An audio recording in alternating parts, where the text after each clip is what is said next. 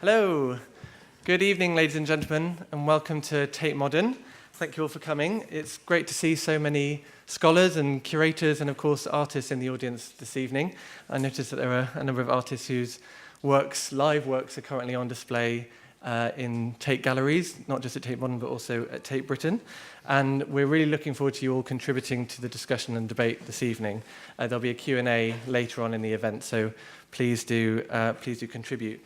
I'm just going to explain something about the format of this evening's event. I'm going to hand over to Jonah Westerman, my colleague in the research department at Tate, in just a moment, who's going to introduce the ambitions behind the research project from which this event has arisen. Then we'll be hearing presentations from two artists, from Callie Spooner and then Tarek Atoui. Then we'll have a very short comfort break and reshuffle up here, and we'll go straight into a panel discussion between three curators. And then we'll open up the debate to questions from the audience. Before I hand over to Jonah, I just thought I'd contextualize the research project behind this event, a project that has sought to examine the history of performance at Tate since the 1960s. The impetus behind the project was to learn more about the ways in which performance has been understood historically and also perceived institutionally, and how it's been documented, displayed, shared, and more recently collected by the institution. And thinking about collecting, I should note that the present project relates closely to two other research initiatives undertaken at Tate. One that's focused specifically on the technical challenges faced by museums in collecting and conserving performance-based artworks, and another that's looked at the pedagogic role that actions and gestures can play in a museum environment. So the present project, which has been a collaboration between the research department and Tate Modern, and also in partnership with the Department of Intermedia at the University of Exeter, has taken a more art historical view of performance in an institutional setting. And in so doing has allowed us to expand but also affirm the kind of art historical scholarship undertaken in museums, and in particular object-based scholarship. And I say expand because we've been dealing obviously not with material objects but with ephemeral, intangible events.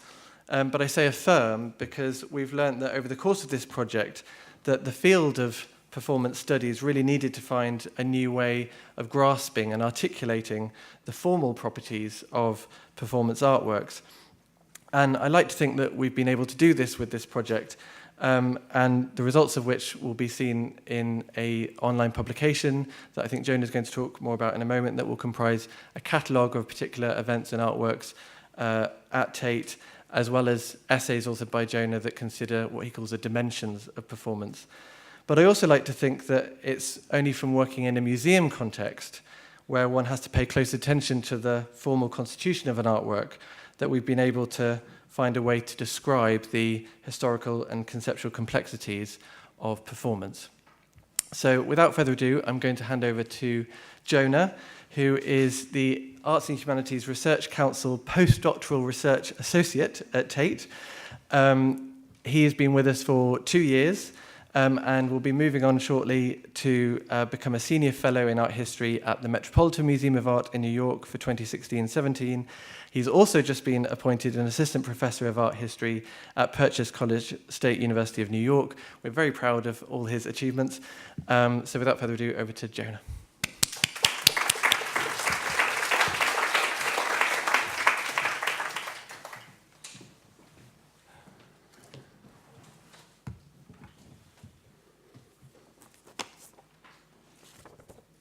Thanks for that, Chris, and thanks everybody for showing up on a soggy London day. I'm just going to jump right into it. So the name of this evening's symposium is The Place of Performance in the Museum, and the name of this talk, which takes its name from the name of the research project and also the web publication that Chris mentioned that's going to come out at the end of the month, is Performance at Tate into the Space of Art. Performance is a term at odds with itself.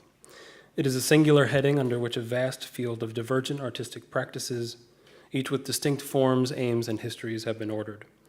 The word is used as a descriptor in relation to almost all kinds of contemporary artistic production. often in the adjectival form performative. It often seems that performance is both everywhere and nowhere. The term performance initially served as a way to argue for the legitimacy of mid-20th century artworks meant to challenge entrenched notions about the autonomy of art and its proper media. Today, however, the discourse of performance has become a monolith. This new orthodoxy, moreover, is intrinsically riven. Designed from the outside as a catch-all term for the uncategorizable, the definition of performance as a medium has always seemed as urgent as it is impossible. The contemporary sense of performance's quicksilver ubiquity stems from this paradoxical critical imperative. Yet these questions of ontology, what performance is, have come to obscure questions of historical function, what those same works do, how they do it, and why. And that ontological obsession is responsible, I would argue, for the usual way in which the question of performance in museums gets treated. We tend to ask, can one collect performance? How would you go about doing such a thing? And if it could be done, should it be done? These questions, further, are annexed to an overarching narrative that performance is now, in the last 15 to 20 years, becoming institutionalized, and the carceral connotation is intended. As the story has it, the process entails becoming somehow debased, denatured, sanitized by antiseptic and breathless forces of containment. The research project we have been conducting for the last 2 years, Performance at Tate, asks what I believe is a more productive question, and one that is designed to enunciate the social underpinnings of the works concerned and how they function in the world with audiences in contexts of encounter. That question is, what has happened given the fact that performance is in the museum, that it is collected, commissioned, and so on? What's happened to art, its institutions, and its audiences? And so the aims of this project stem from taking the prepositional phrase in the title seriously. That's the at Tate part of Performance at Tate. The first thing we learn is that this is not so new, that performance has been in the museum for a long time. But when we try to disentangle that past from this supposedly new and different present, the second result is that exactly what it is to which the term performance applies begins to shift and waver in front of our eyes, to somehow both expand and contract, to have less to do with a specific kind of art and more to do with the context of its reception, that is, with people and what they think art is supposed to do, and the ways in which that relationship gets articulated and either negotiated or disavowed.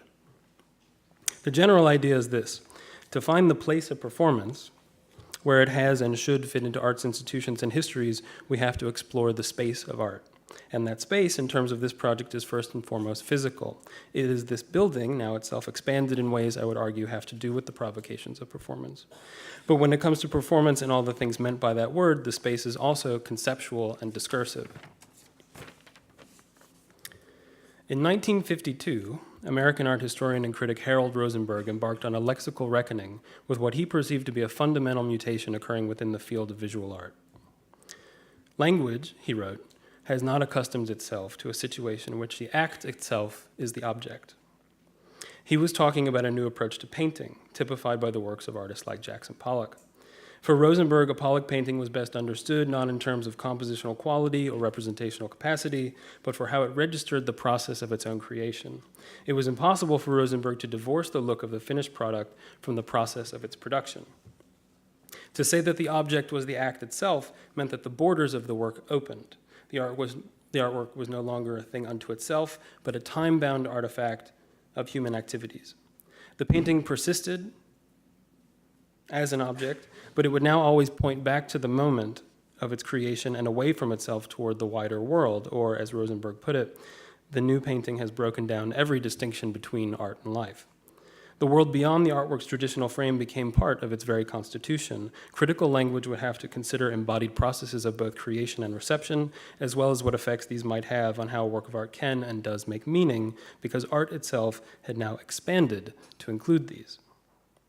Another major critical voice of the day, however, held that the subject of art was art itself. Clement Greenberg saw on that same Pollock canvas only the latest step in painting's coming to self-knowledge. For him, it displayed only an expert navigation of the tension between literal flatness and perceived depth. It would take minimalist sculpture for Greenberg to see the encroaching of life onto the terrain of art, as its forms involved questions of duration and sight, allowing the vagaries of reception to creep into the composition of the artwork itself. He wrote, "What seems definite is that they commit themselves to the third dimension because it is, among other things, a coordinate that art has to share with non-art. The ostensible aim of the minimalists is to project objects and ensembles of objects that are just nudgeable into art. So this image of art figures that space as at least static and preferably as constantly contracting as it comes into its knowledge of its further specificity. Art is a thing that exists irrespective of what artists do or make, and only certain practices make a painless passage from non-art to art. Others have to be squeezed, or as Greenberg put it, nudged in. Now, we all know at this point that it was on this terrain of the third dimension that this expanded time space, understood as the disintegrating borderline between the artwork and everything previously thought to be external to it, where contemporary art and, of course, performance would proliferate. Each in their own ways, action painting and minimalist sculpture have come to be seen as foundational to performance as we know it because of how they expanded the space of art in new directions and into new dimensions. I present these critical episodes because they offer helpful emblems of the larger question at stake today and in the Performance at Tate project more generally. The usual way we present the question of performance and museums asserts that each is a static category, and crucially, that the two are somehow antithetical. Each, however, continually changes, especially when they interact. And it's in the interplay between expanded practice and the space of art that we can find the place of performance. One principal outcome of the project will be an online catalog to be published at the end of the month, and it includes summaries and analyses of performances that have taken place here at the museum, as well as of performance-related artworks. Each one is written with an eye to how the artist and the work in question made use of, reconfigured, or otherwise engaged with the spaces of the museum, from the galleries to the archive to the offices where contracts are negotiated to the conservation and curatorial offices. Another outcome of the project will be a book I'm co-editing with Professor Gabriella Giannacchi, who's here somewhere, that features essays and interviews with curators and archivists at other museums, and which seeks to lay out the various ways in which that interplay has unfolded in different institutions. Today, I'd like to share a couple historical examples of how shifting ideas of art have been defined by, in opposition to, and in concert with the spaces that actually put audiences together with artworks. Each is drawn from the research project, and they begin to lay out the development of this bigger story at Tate. On the evening of the 5th of March, 1968, Tate Gallery hosted what was billed as either a demonstration or an action happening, depending on which newspaper you were reading. César, a nouveau realist sculptor, was to wow the formally attired audience with a live show featuring the production of a sculpture by a new and spectacular process involving quick hardening liquid polyurethane. He called these works expansions. César made these expansions by pouring the liquid into puddles that quickly ballooned and hardened into irregular cloud-like foam shapes, and that's what we're seeing there. We're seeing the audience, and there's one of the expansions. The event was a celebration of breaking boundaries. César's new materials on the one hand, and on the other, the live action happening format brought frontier experiments in artist-audience relations into the space of the museum. Punning on César's working method, the Sunday Times trumpeted the expanding world of art. Institutionally sanctioned fine art, it suggested, now encompassed the action happening. Another artist, that same night, Stuart Brisley, however, took exception, believing that the evening's intended program offered little more than genteel entertainment, and art, as he saw it, could only be served by intervening. Posing as a BBC cameraman, Brisley, along with fellow artist Peter Sedgley, snuck into the event and removed a large portion of César's completed work to the Tate's front yard and set it on fire. The material ignited so swiftly and intensely that not only was the fire brigade called to subdue the blaze, but Tate's board of trustees was also moved to call an emergency meeting and make an inquiry into how such dangerous material had made it into the building in the first place. The minutes from the board's meeting of the 21st of March are the only surviving evidence of the fire.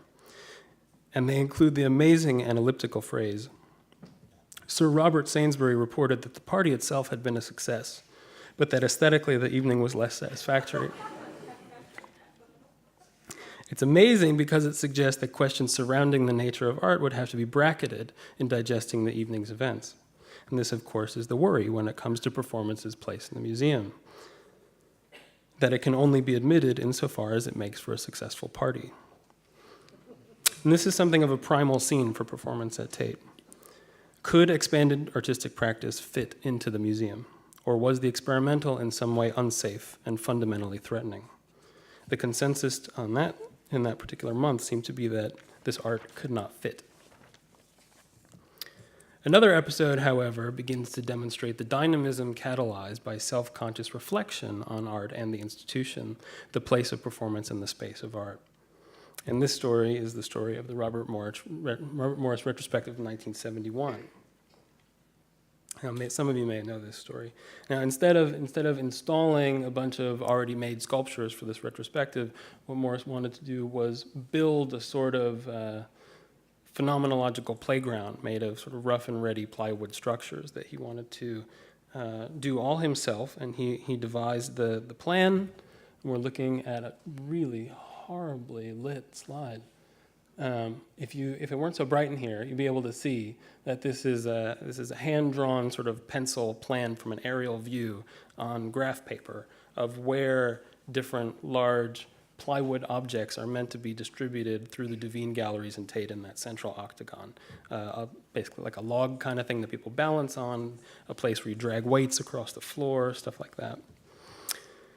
Now, the newness of the concept, and this was the first major sort of participatory exhibition of this kind to be in a sort of fancy museum like Tate Gallery, and it wasn't something people were used to experiencing when they walked into a building, right? And that fact of audience expectation is an important part to keep hold of, and something about the newness of the concept combined with the rough quality of the objects themselves led to confusion and injury. The exhibition itself was lampooned in the press. You see here a bunch of hippies and other people hurting themselves on a rough plywood chimney. And in short order, the exhibition had to close. While it was meant to run for 3 weeks, it was closed after just 4 days. We're looking here at a draft of, something is obscuring the date. We're looking at a draft of the announcement of the closure. And here's a little close-up. So this time, the institutional voice registered the social component of its exhibition, right? That there was in some way a play going on between form, audience expectation, and museum infrastructure. But it did so only insofar as it blamed the audience for the show's failure. The director has decided with regret to close the Robert Morris exhibition with effect from today. He's been impelled to make this decision because the somewhat overzealous participation in the exhibition by some of our more exuberant visitors has resulted in excessive wear and tear on some of the exhibits which have become dangerous. This exhibition, however, allows us with the unique opportunity to compare a work of art to itself. It was attempted 38 years later in 2009 under a different title, Body, Space, Motion Things. And a lot of the same objects were installed, this time in the Turbine Hall.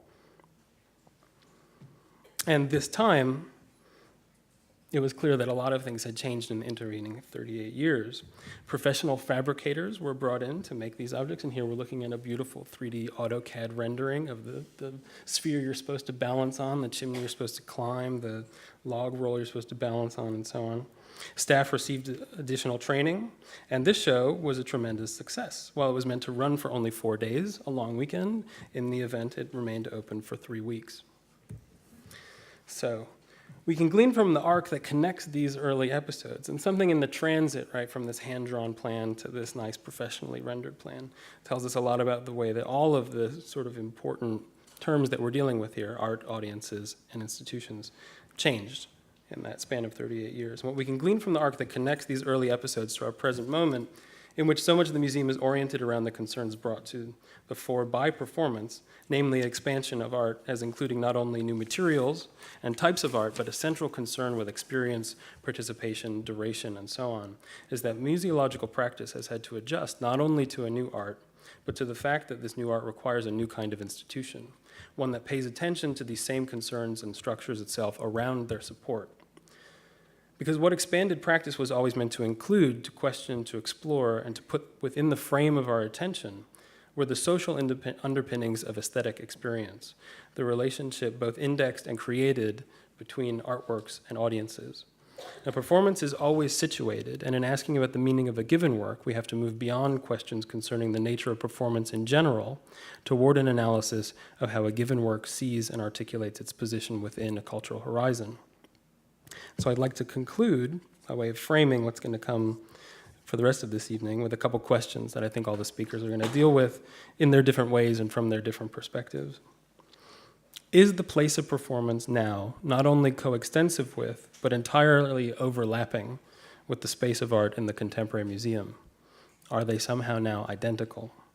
And what can we learn from acknowledging that art is not only contained within the museum, but shaped by it, and vice versa?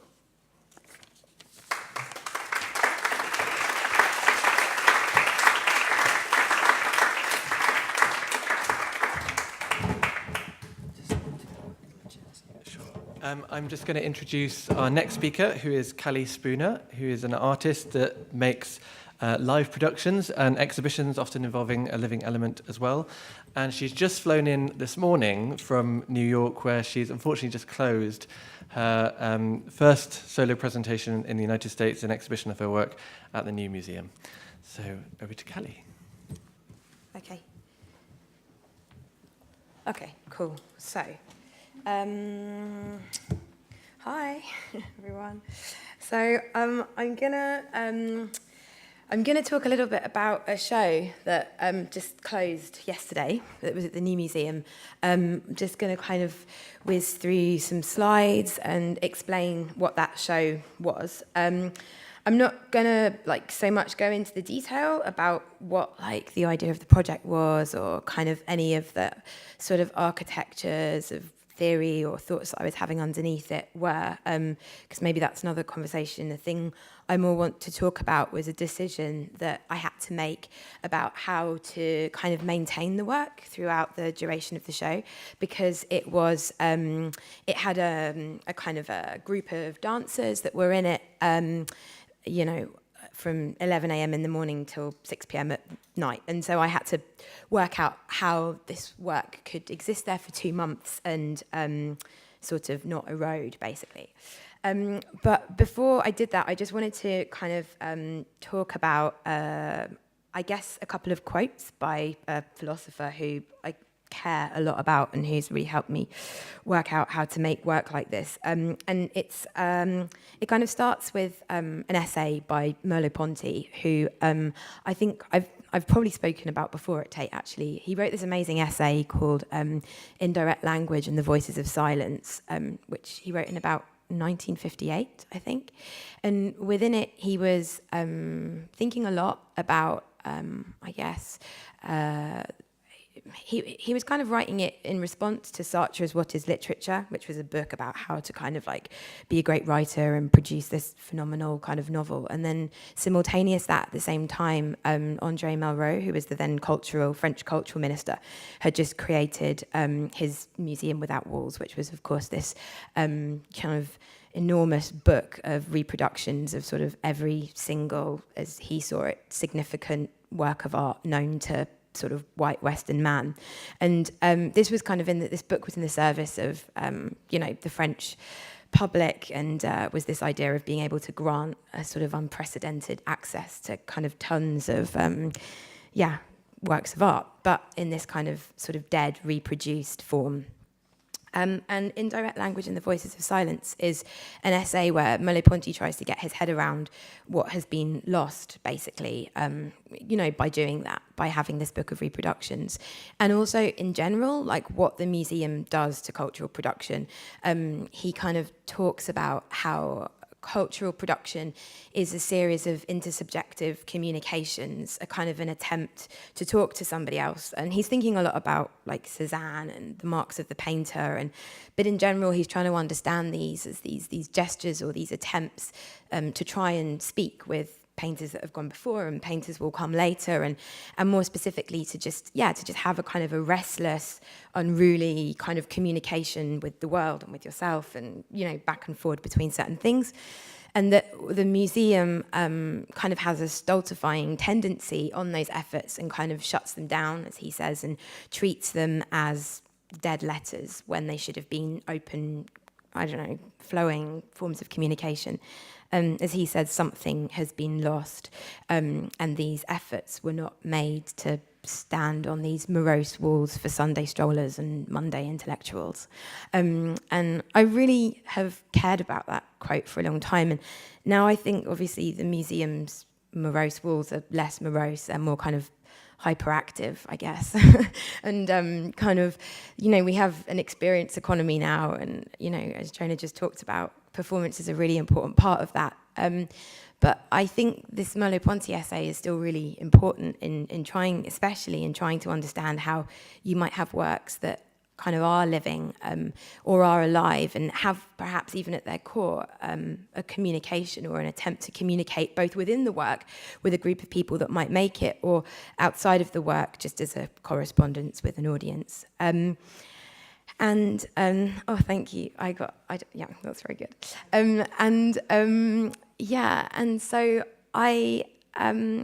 So I think about this quote a lot, and I make work that is living or is live. And one of the things that I'm trying to do is to work out what the essential alive qualities are within that work, because obviously you can have things like Cats the musical, which has been 35 years running and it's been the same every night for years, or you've got Britney's Piece of Me live show, greatest show on earth, residency in Las Vegas, and she's been doing that the same for kind of 5 years, and she keeps renewing it and getting more and more tired. And it's none of these things are living, but they're all live, or greatest live shows on earth. And so something I think about a lot is what actually needs to be put in place in order to kind of keep something restless or keep it kind of active.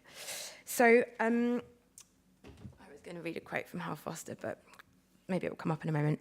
So I'm going to talk about this show that I made at New Museum recently, which is called On False Tears and Outsourcing. And it was on for about 2 months. And I was in the downstairs gallery at the New Museum, which is called the Lobby Gallery. And it's a weird gallery. It has a really big glass wall. So it's a bit like a kind of a vitrine. And I felt like I needed to work backwards from the fact of that glass wall, or work backwards from that vitrine status. The work, is that what I do? Okay. The work, the full title of the work, the show is called On False Tears and Outsourcing, and the full title of the work is On False Tears and Outsourcing, Dancers Responsible for Delivering Self-Organized Efforts to Resolve Difficult and Time-Consuming Issues Go the Distance Across Multiple Overlapping Phases, Using Appropriated Competitive Strategies and Appropriated Intimate Gestures. And this was made in 2016, because I made it at the New Museum. And the materials in the work are the dancers, and there's 7 of them. There's kind of these acoustic panels, daylight bulbs, live feed radio, and the museum glass, which I kind of appropriated as a material, I suppose. So I'll just show you some pictures of it. So maybe this is a good picture. So, okay, so the work is working backwards from this glass wall and thinking a lot about, I guess, it's a long-term project that I've been working on that's been thinking about manufactured affect and kind of forms of training, and how you might be able to kind of insert certain tensions or behaviors or techniques within certain people's bodies, and then be able to install that in a gallery. So the work, I'll just explain how it operates. So there's the glass wall of the museum, which separates the kind of the lobby gallery from the cafe. And that's always there. That's what I had to deal with. And then the first thing working backwards from that was that I knew that I wanted to have this kind of live element in there, these dancers in there. And the first thing I wanted to do was to think about how I could kind of create a difference, I suppose, between what was going on in the cafe and what was going on in the gallery. So you can see here, I took the lights out from underneath the normal museum ceiling and exposed them and replaced the bulbs with daylight bulbs. Then I kind of wanted to sort of deal with this feeling that I wanted to kind of create a sense that it felt very palpably different in that room to the kind of the cafe where you would be able to have a coffee or, even watch the show from through the window. And so I inserted this long false wall of acoustic panels. So it's a 67-foot long false wall that mirrors the glass architectures, and it's an acoustic paneling that was originally developed by a company who needed to kind of solve a problem when the Gherkin was built, and it was super alienating. It was this beautiful glass structure, but like nobody could eat their lunch in it. Everyone was freaking out because it was like so alienating and rattly, and the sound bounced everywhere. So this is a type of acoustic engineering that you put in a space to make you feel more at home. Like, so it's more like you're putting on a cozy jacket, as they put it, rather than like being in this rattly, alienating environment. And it absorbs the sound of bodies working, and it absorbs any other sound that's in the space. And then the other thing I did in there was I installed, at either end, using the normal museum speakers, I installed live feed radio. And the technician told me I should definitely use Hot 97, which I did, which was a brilliant choice because it's kind of algorithmic. So sometimes they have a DJ, but mostly they don't. So it's just churning out the same kind of 5 songs, which are all about like moving your body and like getting on top. And and the work is about work. So it was an appropriate choice because it turns out that like that's all like hip hop and rap sing about. So it's full of like Beyonce songs and Rihanna songs because that's what's in the charts at the moment. But it changes throughout the show, of course, because different songs arrive. And then the last thing that I consider to be in the show is, of course, the audience, who can kind of look at this, you know, from outside the space in the cafe, or they can move into the space and have this really strange experience where the radio's playing and all the sound sucked out from this acoustic panel, and it's very bright. And a lot of people just sort of line up and watch it from the outside. A lot of people go inside. And then there's 7 dancers that are in the space who have been trained by a rugby player and a movie director. They've been trained to attack and defend, and they've been trained to seduce and be intimate with each other. And from that, like, we did a workshop where we developed a series of 20-minute sequences where they would fluctuate between these kind of effective kind of conditions. The piece is structured with the logic of a stand-up scrum, which is a meeting that you use in some agile practices like advertising or software development. It's a quick-paced early morning meeting where you just like go around the room and ask, what did you do yesterday? What will you do today? What obstacles stand in your way? It's called a time box meeting. So essentially what I'm installing in the space are these kind of 20-minute time box meetings where they attack and seduce each other throughout the day. Some pieces are for 2 of them, some for 3 of them, some for 6. But what I want to talk about is, I'll just whiz through some images to show you the piece. So here is quite a good example of the audience on one side and the piece on the other, and then an example of some people in the space, and outside the space there's this like double spectatorship thing going on. Dancers, again, there they are. They're self-organized. And there they are again. And there they are. And there they are. Here they are again. And again. Yeah. And then again, you can see someone in the cafe there having their cappuccino while they like climb the wall. And here's the group. So this is a work that I devised with them, and they're this amazing bunch of people that are now self-organized. And one of the things that I had to deal with when I was making the work was I kind of sat with it for the first week that it was open. We had this kind of period of time where it was... I don't know, like the official opening hadn't happened, and so it was possible for me to just sit with this work and watch it and spend time with it and see how it moved and how it operated. And it was a really good moment because I had to make all these decisions about mostly how they were not going to get bored and how like the piece could kind of continue to kind of have an energy in it and a kind of a fierceness to it. And I had to decide, I suppose, between fixing the pieces and being like, okay, well, you're really good at this sequence and you're really good at that one, and so I'm going to always rotor you onto that, and that's the way it's going to be. Or like I had to, and I decided that this wasn't the right thing to do, to kind of, I don't know, orchestrate things to the extent that they were like drilled perfectly, because then maybe it would just become like Britney residency or something, or Cats the musical, and I needed it to have some kind of life in it that I couldn't achieve through just like training them and like giving them fixed things to do. And so I decided that it was going to be necessary to just like allow whatever happened to happen in the space, and also for them to kind of for me to like, I suppose, rotor in not only kind of shifts that kind of acknowledge, you know, that were them displaying these kind of pieces of work, but also periods of time where they could talk to each other, and they could like have almost like free periods where they could have certain discussions and like observe each other and feedback on what was happening and effectively kind of create new content. Cool. And I was in touch with them kind of throughout the whole period to just, I suppose, help them organise their thinking or arrange how this could happen in the space. Like, so how when new things came up, they could try them or implement them, or these could be somehow organised. I brought them deep heat, like I kind of made their rota. I turned into this like weird caregiver, mum kind of secretary role.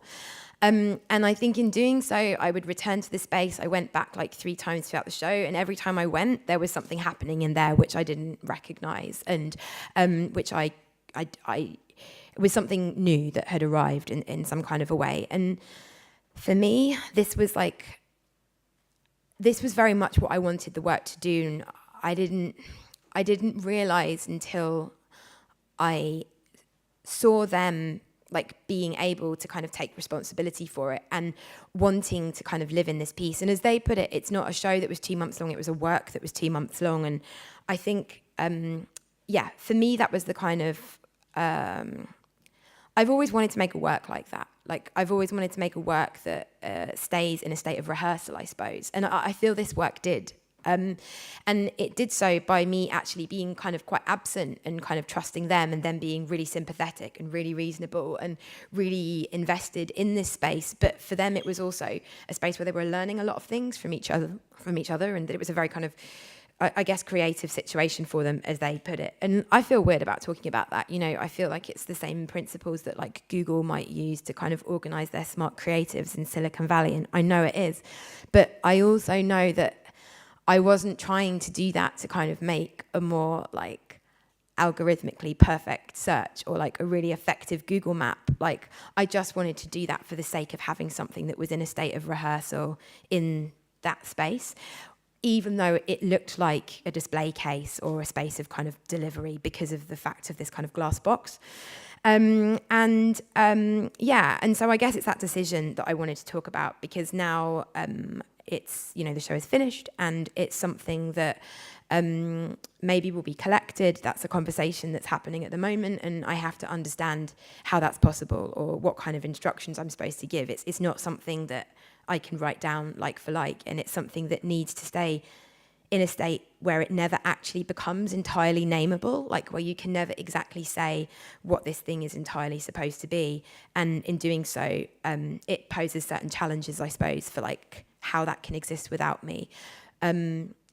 Yes, so that's on false tears and outsourcing. I don't know, to just mention the Hal Foster thing, like really quickly, which I was going to read out. I am really interested in this concept of the zombie performance, which my friend Andy told me about recently. I should have known about it ages ago, but I didn't. And I think, obviously, like as Hal Foster puts it, the zombie performance being this kind of series of, you know, these strange reenactments of historical performances, you know, in a way that they're kind of like half living and half dead. And which is a bit like Britney, again, like, you know, she's there, but she's not. And I think there is this thing that it's somehow necessary to like really locate like what it actually means for something to be alive. And I know that like performance, not all performance is, and it doesn't need to be, but I'm interested in things that are alive, and I'm trying to locate what that is. And I think it's got something to do with learning and restlessness and keeping a communication flowing through a space and its architectures, and a museum, because I made my work in there, not in my studio. And I think that's it. I think that's all I wanted to say. Yeah.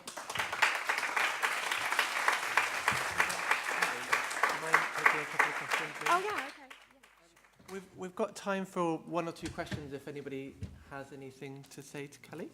And there's a couple of microphones on either end, so please put your hand up and wait for the microphone if you do have a question to ask. Any takers? You don't have to ask any. Okay. Is that a no? We can move straight on if.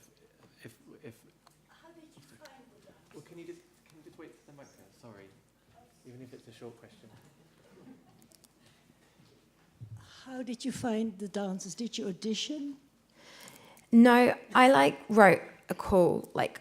I really take ages writing calls for people. Yeah, and they're not long, but they're just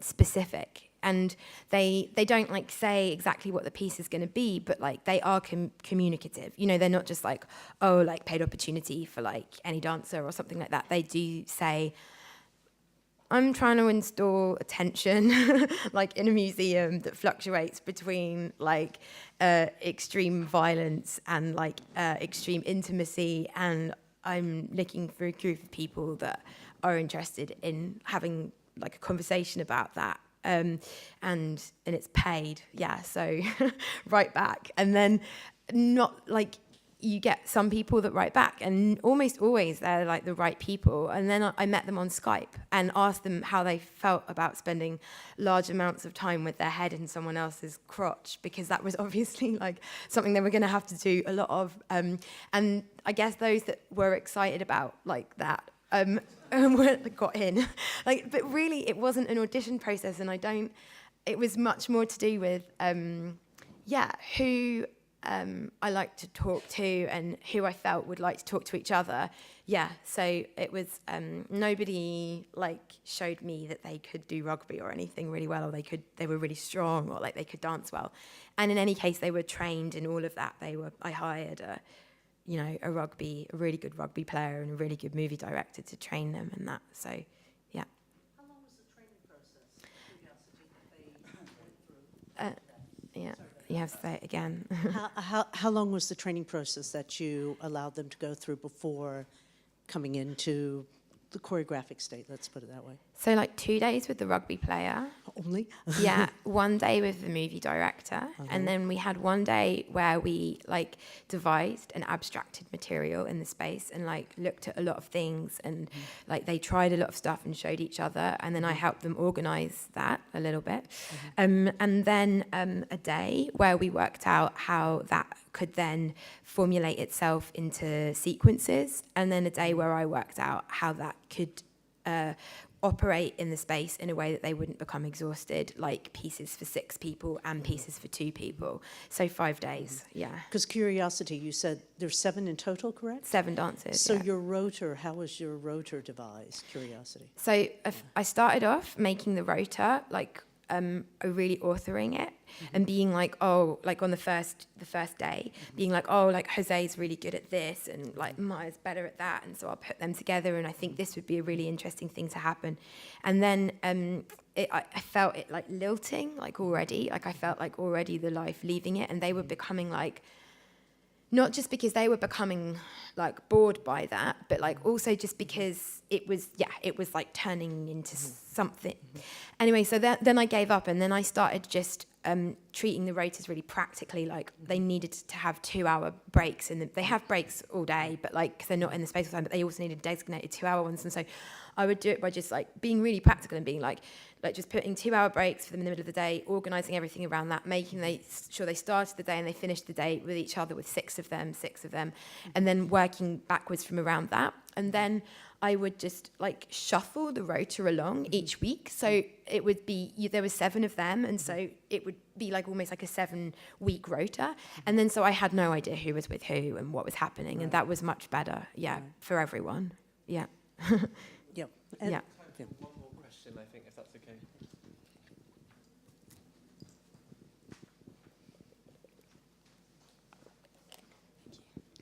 Hi. You mentioned that you were thinking about how to make this work collectible. Are you having this conversation with the curatorial team of the new museum, or with another curatorial team, or with your gallery? So the new museum's it's a non-collecting museum, so it's not a conversation that you have. It's more you kind of go in and then you go out, and yeah, that's that. And sorry, I just saw someone I know. And then basically, so no, it's not a conversation I'm having with them. It's a conversation I'm having with my gallery because actually there's also this sense that, so the conversation is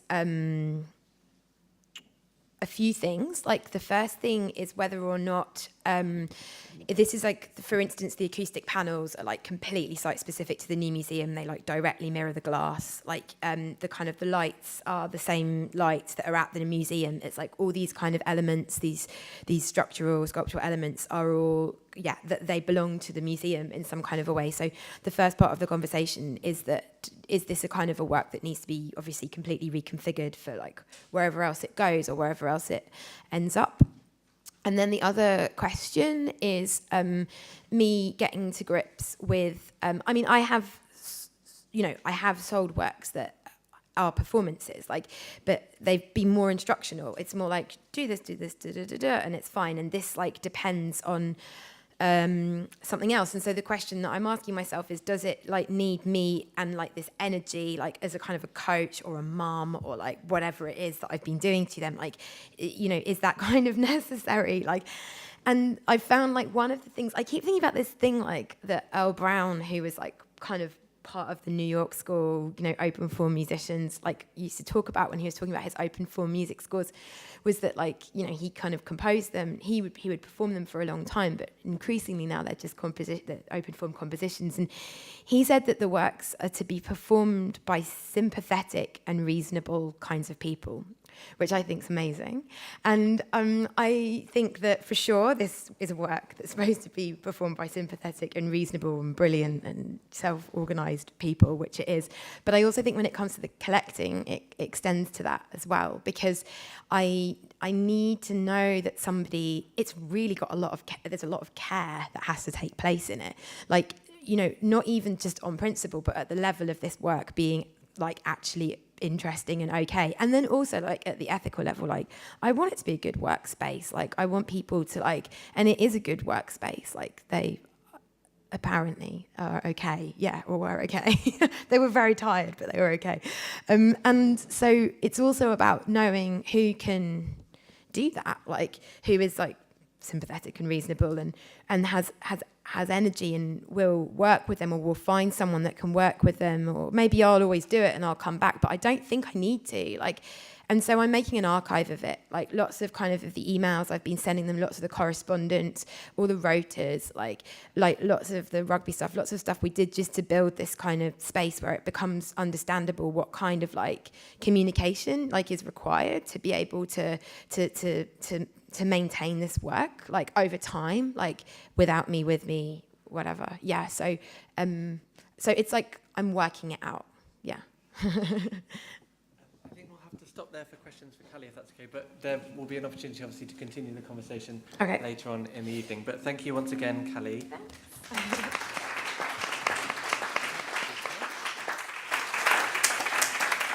I just want to introduce our next speaker, Tarek Atoui, who is a musician and sound artist who lives in Beirut. And he is currently presenting the Reverse collection in the tanks downstairs at Tate Modern. So over to Tarek. Thank you. Hello. Hi. Okay. Well, I will be mainly focusing on this project as a really synthesis of where my work stand in relation to the issues that are being discussed today and performance inside the museum and, well, its future and place today.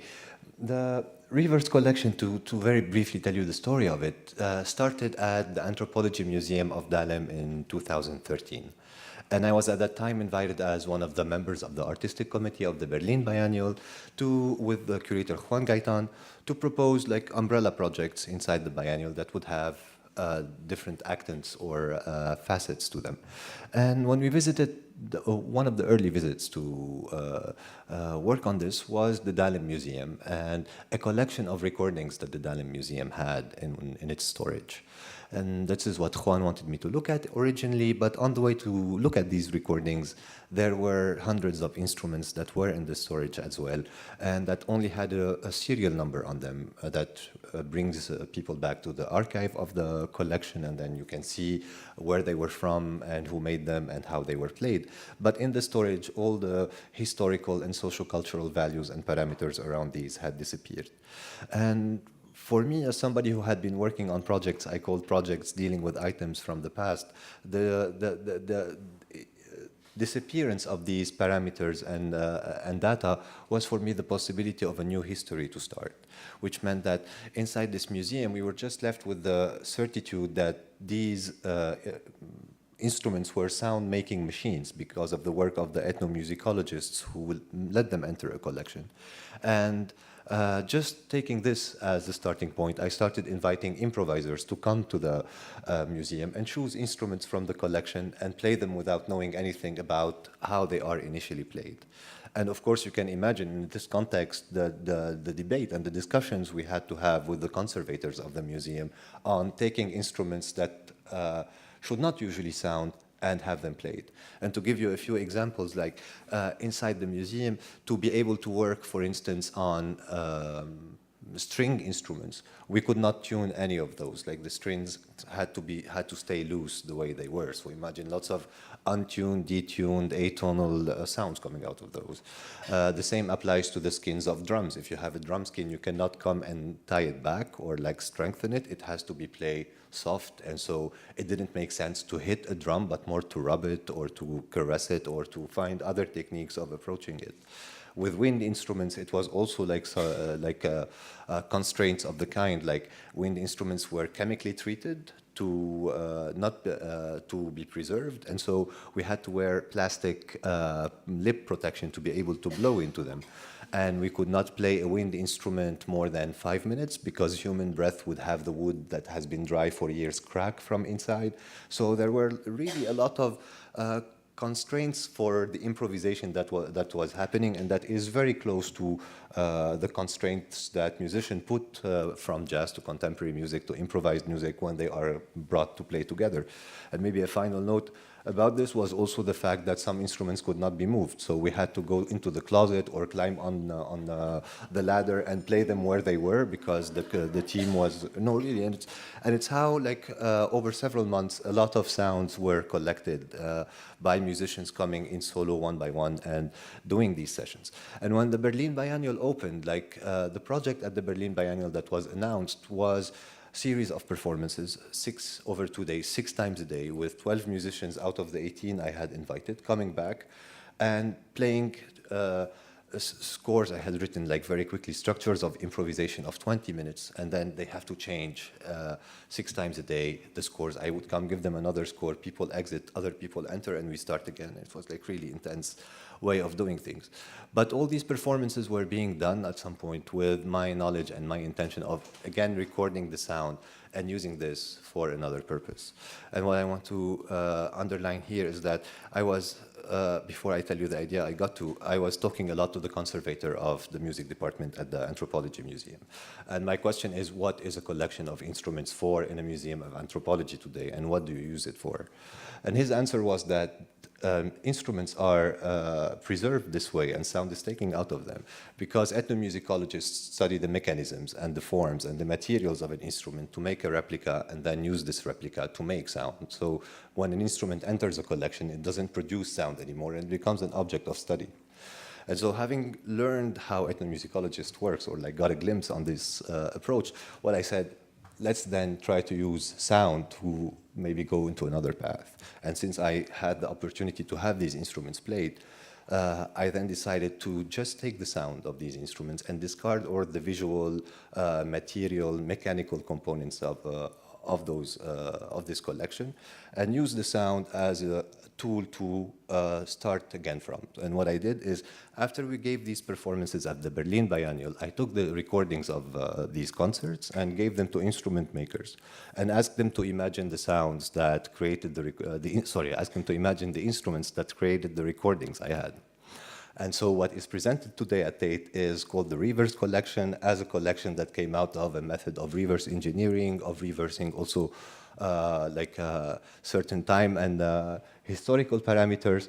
And so when entering the tank, we can see what I'm talking about as experience in the Dahlem Museum in Berlin as an introduction. And then when we enter the tank, there are 10 instruments that were created by 5 instrument makers from Costa Rica, Paris, and China.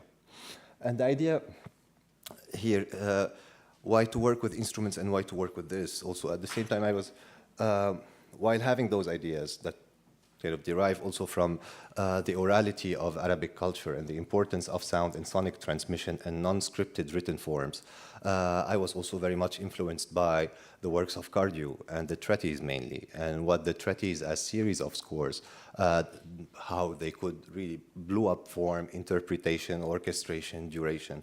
And I was wondering, as a composer and sound artist with this, with like graphical scores and systems of notation being very much discussed, well, how to go beyond this and how to find generative forms that allow us to create a multitude of scores, of interpretations, of arrangements, of duration, the same way Cardew did. And this is where the notion of instrument appeared to be something fundamental, because the instrument approached as such can be a very powerful tool to start something from and to generate a multitude of situations and score out of. And so when I got the invitation to present the project at Tate, I didn't just want to, I wanted to have a generative situation of the kind, but I also wanted to have a piece within the museum that the same way Dahlem, the project at Dahlem or the performances at Dahlem had for me a transition in my process, were not like the final result or like the grandiose grand moment where we present the outcome of the process, but more like a knot in the loop that would lead to the creation of other instruments. I was thinking how also to create performative situation at the Tate that would nourish something else. And so I was already on a compositional path, using the old sounds and like giving them to, as I said, to instrument makers. I said, well, I should also create my own piece out of everything that is happening here. And thinking a lot how to balance performance moment and listening moments. And what is ongoing at the moment in the tank is that lots of musicians will be invited to play on these, to come and play these instruments, and I will tell you how. But at the same time, everything is being recorded and becoming my material to make a piece that mixes sounds from the Dahlem Museum with sounds from these new instruments, and that would be the final outcome of it. So it's like all the performance process is, again, a way for me to collect material and things that would allow me to do my piece, and the performances are not the final result. Now, we've been at the Tate for 2 weeks. And I've learned a lot since I've been at the Tate. And I hope Tate learned a lot since I've been here as well. And the people working with me also learned a lot, because I have the pleasure of having 3 of the 5 instrument makers with me who also happen to be musicians, and to start little by little hosting musicians from London who are joining, and the group is growing bigger. And for all of those, actually, performing at a museum is not something they do every day. And although many of them are improvisers and used to working with space or like public spaces or outdoor situations and all types of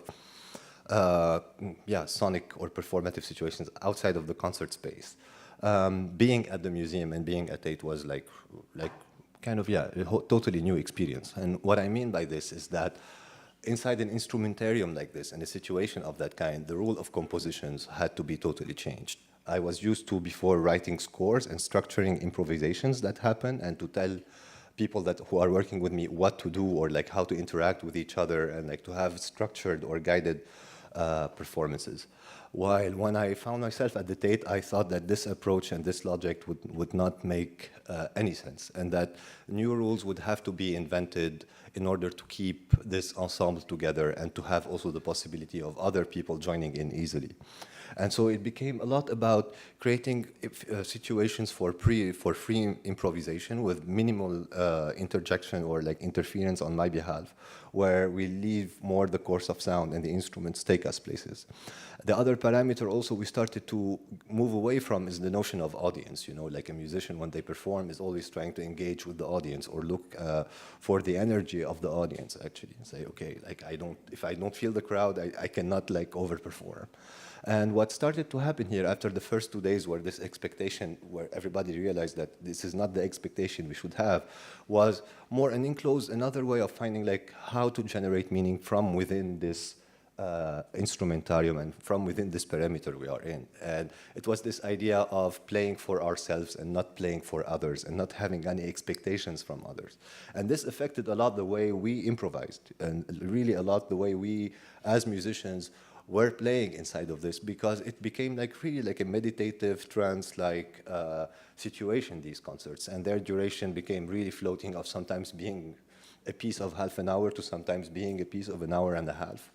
And nothing of it is really scripted besides just saying where to start. I say like with what to start, and then everything unfolds from this. And that's something that the museum, like, or working here, really brought us. And well, within this, what I felt was great is being able then to start simplifying the set of rules and game parameters I play with for other musicians and people to come. And then each time, each musician or each composer who will be invited to work within this context can bring his own set of rules. And for me, like just making these instruments and trying as much as possible to have, as less as possible to have conditions and constraints around them working makes much more sense in terms of like preserving and conserving this piece and letting it have its role and outlive me in different ways. So like it's kind of the more it progresses, the less my role becomes. I am just the person who's making a composition and using these recordings, and my role will stop at a time and I will finish my piece. But afterwards, other composers and people will be also coming to do theirs and like make it live in the way they want. So that's one of the things we learned. There are many things if you want to ask them in question. But I stop here and I take questions now. And yeah, maybe I'll come to these stories when...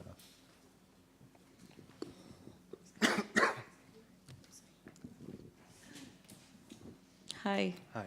I attended 2 of your concerts. It was amazing. Great. Yes, you see why I'm tired, no? I was wondering 2 different questions. One is acoustics.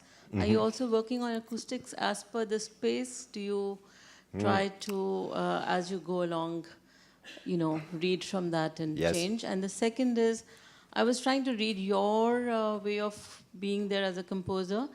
Is there a set of codes, however improvised, that you use to start different things? And do you want to share? Sure. Well, with the acoustics, yes, we play a lot with the acoustics of the space. We call them the Alvin Lucier exercises. And no, really. And it goes from, like you see with this instrument, the one in the back with the black horns, like maybe some of you heard those can project really tiny sounds, but really massive, powerful sound. And they tend to fill in the space of like whatever space you give them. So they really excite the space and make it vibrate in a very nice way.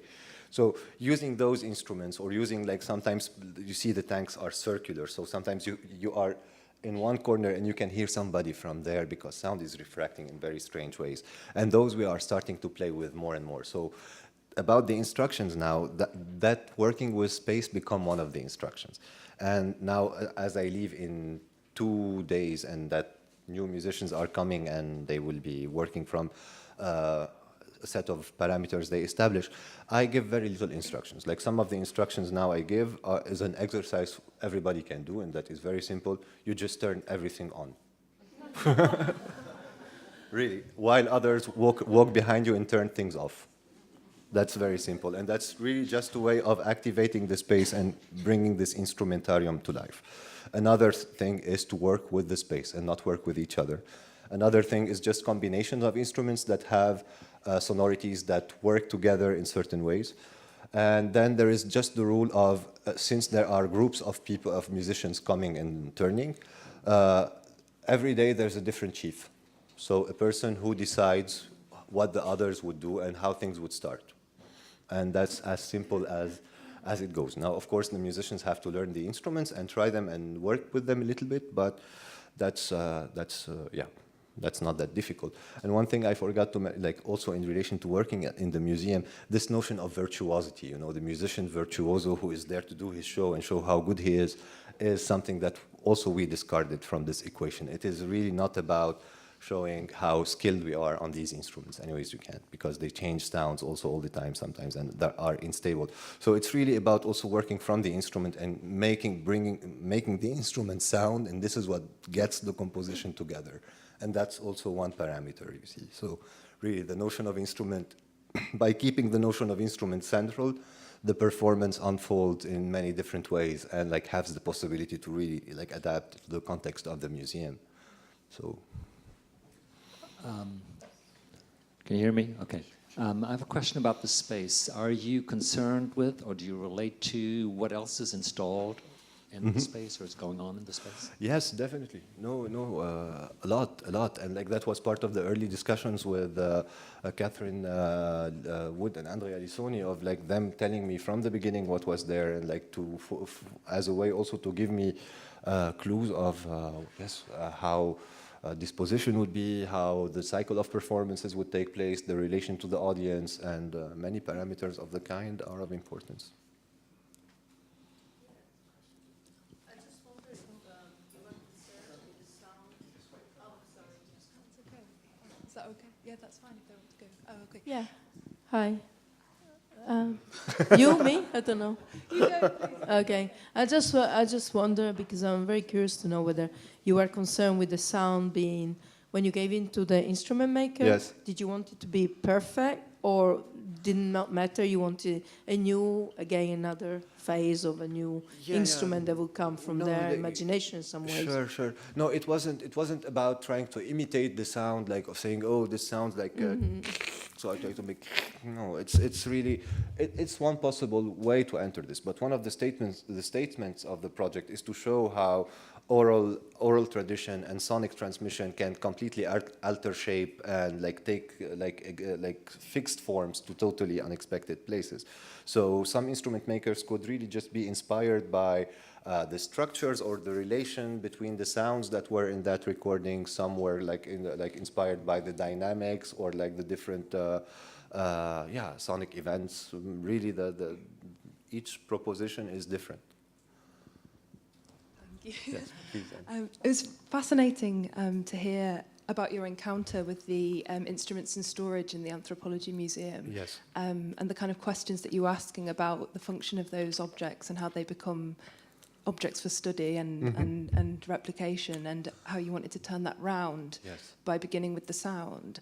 And one of the things that I found really striking in encountering the performance here is, for me, watching it, how important the visual was and how important it was to see how those sounds were being produced. And I wondered if you could say a little bit more about that interplay between the visual and the oral.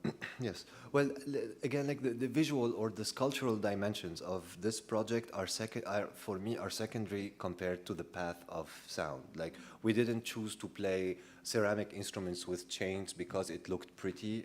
No, it was really because of the sound it had. Some things don't look pretty, of like throwing yesterday, Thierry was throwing metal stuff all over the place. No, really, it's really coming, like the decisions are being taken from this perspective. Then I realized that the piece has got a lot to offer, you know, in terms of what you see, what you're trying to understand between the relation of the instrumentist and the instrument, especially that these instruments are new. It's like seeing somebody playing the violin and you know how the violin works. There's something much more complex. So we also take the time, like, and really, like, just sometimes dilate certain forms just to let all these layers coexist among them. And that was also one of the challenges, indeed, of like having the musician realize what he was visually producing and not just sonically, actually, and sometimes to have the gesture or just be an integral meaning of the sound that is being proposed. Although sometimes you're just turning a manifold, for instance, and no sound is really coming, but you know that it is something that is preparing for something else. And so that's, for me, it's a gesture of making sound or a musical gesture. So, yeah. I think we've only got time for one more question. question, I'm afraid. And there's someone over here who's already got a question. Sorry. We're neighbors. I can answer that. I was just going to ask a question about the history of the new instruments. Yes. And how Very nice. important it Yes. was for you to connect with the history. Yes. And what you thought the history was. Well, you see, like the history of those instruments, of the new ones now, is multiple. There are some instruments actually that were built and that the instrument makers have the possibility and the authorship to reproduce and sell to other musicians. So a lot of replicas are being done of some of these instruments that are ergonomic or carryable, and the whole point is to have them enter in the today's music paysage. So working with so many musicians, for example, in London, some of them, I hope, would want to purchase like these instruments from the people who did them. It's not my piece. It's it's something my piece generated, but that has the possibility to live on its own. And so I kind of help with an invitation like this, the instrument maker, to make a prototype. But then this prototype is replicated and shared with others. We are also at the moment having very interesting conversations with the team at Tate about what does it mean to conserve a piece like this, and like the future of these instruments if they ever enter a collection or like want to survive like my presence and input, what would happen. And some of the ideas that we are discussing stay along the lines of the orality and the sonic transmission. So for me, in a way, what was generated here is important, and it's very important to think of way to preserve it and conserve it. But I'm also very what I feel is really important is to keep the gesture, or the initial gesture I had of taking a sound file and creating an instrument out of it. And maybe the conservation of a project like this, not maybe, but surely, is the replication of this gesture. So let's say in 100 years from now, if Leo, who did his instrument, or myself are not here anymore, and the owner of this piece want to reactivate it, maybe it's about taking this sound file and inviting a composer to do the same thing with another instrument maker. And it's a way also really for the piece to be conserved and renewed by staying very close to my initial concept, and by avoiding to just be stuck in forms and objects or like entities that are very compelling. Very good. Thank you very much, Thank you. Tarek. Thank you.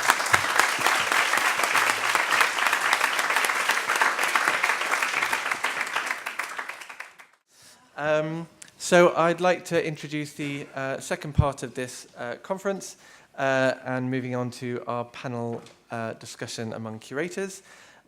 We have, as well as Jonah, who's already been introduced, Annie Fletcher, who is curator of exhibitions at the Van Abbe Museum in Eindhoven and is also a tutor at De Appel in Amsterdam. Anna Janewski, who is associate curator in the Department of Performance and Media at the Museum of Modern Art in New York.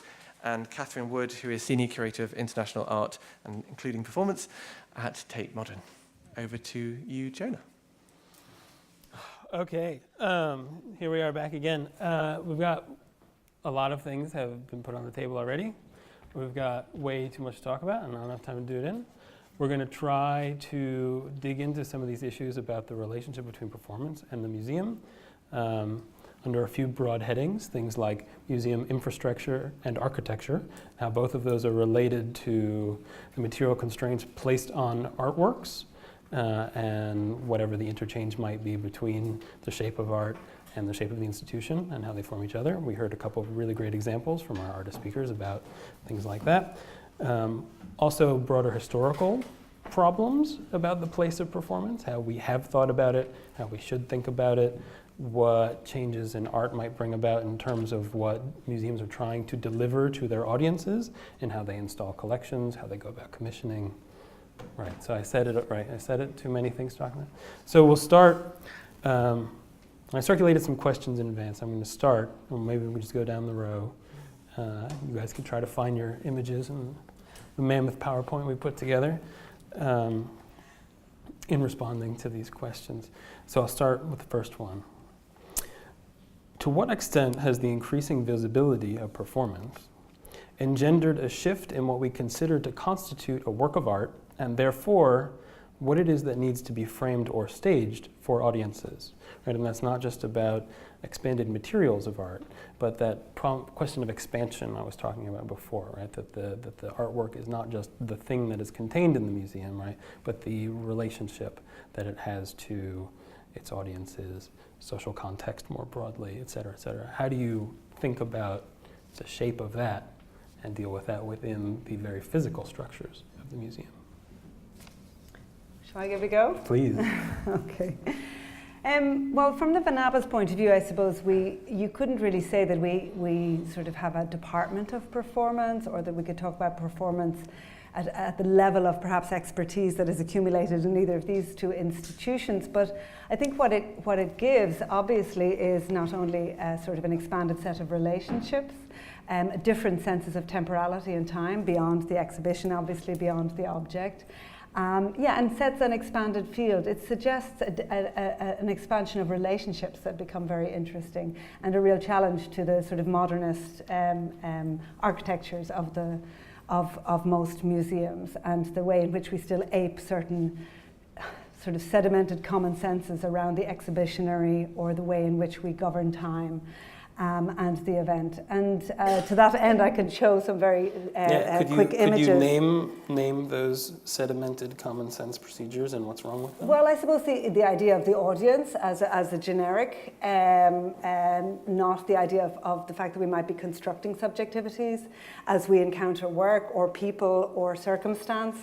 The idea that the artwork would be somehow contained within the architecture, when actually what we've seen over the last at least over the last 30 years, if not a lot longer, the explosion of work, both in real time and in, if you want, real space, whether that's political practice, activist practice, performance practice, practice that simply operates beyond the institutional values and modus operandi that we sort of insist remain. And so those challenges and that sort of porousness between artistic activity and the institution are, I suppose, the things that become challenged in a way. And I think performance has been one way, of course, of really interrupting that. And that idea of time, I think I find very interesting. Because simply, if you look at the architecture on some levels, you're talking about a narrative of time that's sort of orchestrated through, obviously, the white cube, or our ideas of a disinterested spectator, or all of these things that have been set up around that idea. And in fact, how you beautifully introduced it earlier, the idea of the performance exploding the idea of autonomy of art, and the kind of construction of that.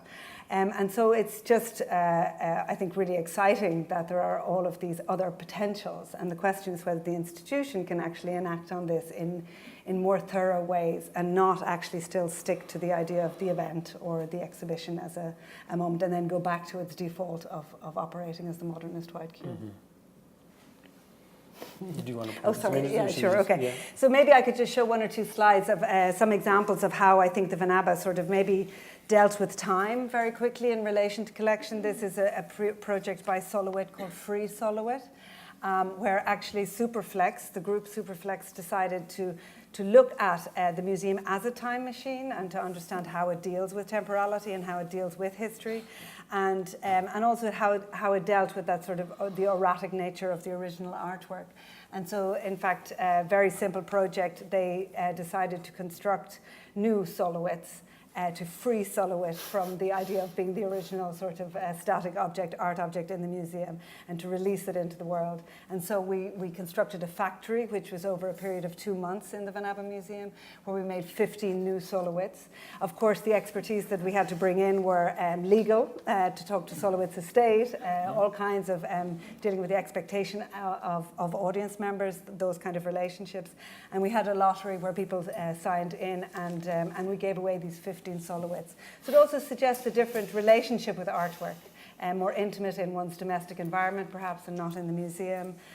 So all of those ideas, I suppose, were unleashed by that project. But maybe that's enough for me for now. Okay. Just writing some. That's great. It's a big question to think about right now, here in this moment where performance has got more visibility than it's had so far in our opening moment with the Switch House. We've got 2 live commissions in the South Tank. We are showing by Manuel Pelmas, who's here, and Alexandra Perici, and also by Tarek, who's just spoken.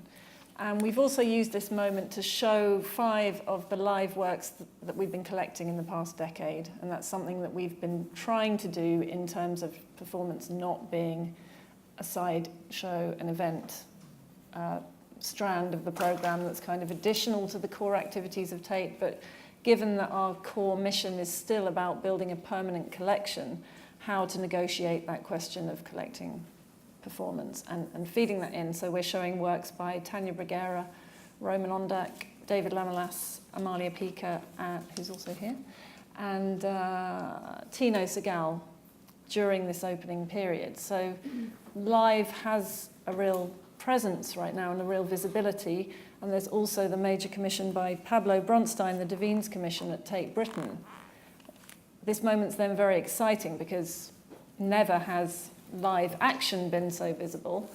But what I think is important to think about in terms of your question is also how performance as an attitude has begun to seep into how we're able to look at other objects and how we're able to contextualize them and curate them and stage them. And we've tried to look at sculptures in the collection, look at objects that we usually handle from an old master point of view as precious relics to be kept behind a barrier, and to think about them instead as performances or scores. And one of the things we've done, which is proving to be pretty interesting, and Isabella here can attest to, Isabella, who was in the curatorial team with me, can attest to the frontline experience that we've had in the past few days, actually, of taking 3 key minimalist works from the late 60s out from behind the barriers that they've been shown behind up till now, and showing them in their original participatory format. So Robert Morris's Mirror Cubes, Rashid Areen's 100-block blue sculpture called Zero to Infinity, and Charlotte Pozanenska's Revolving Vein. And they all have slightly different statuses, which makes it even more complicated, but all of them were made with the idea that they would be encountered physically, not just optically, and that they would have a choreographic aspect. Charlotte Pozanenska, in a way, the most forward-thinking, had always said the thing that you own is just a prototype and you can replicate it as many times as you like. So with her work, that's what you'll see, 3 versions of that sculpture on show in the tank. And my favourite moment was when the 3,000 school children came earlier in the week and played hide and seek in it. This high-speed interactivity that was going on was fantastic. I think we had to restage that. Rashid Areen's piece, which was imagined as an unfolding choreography, he thought very early on in the 60s about a kind of, it looks a Sol-Witt-like structure, but which is imagined to be rearranged continuously throughout its display and the documentation to accumulate.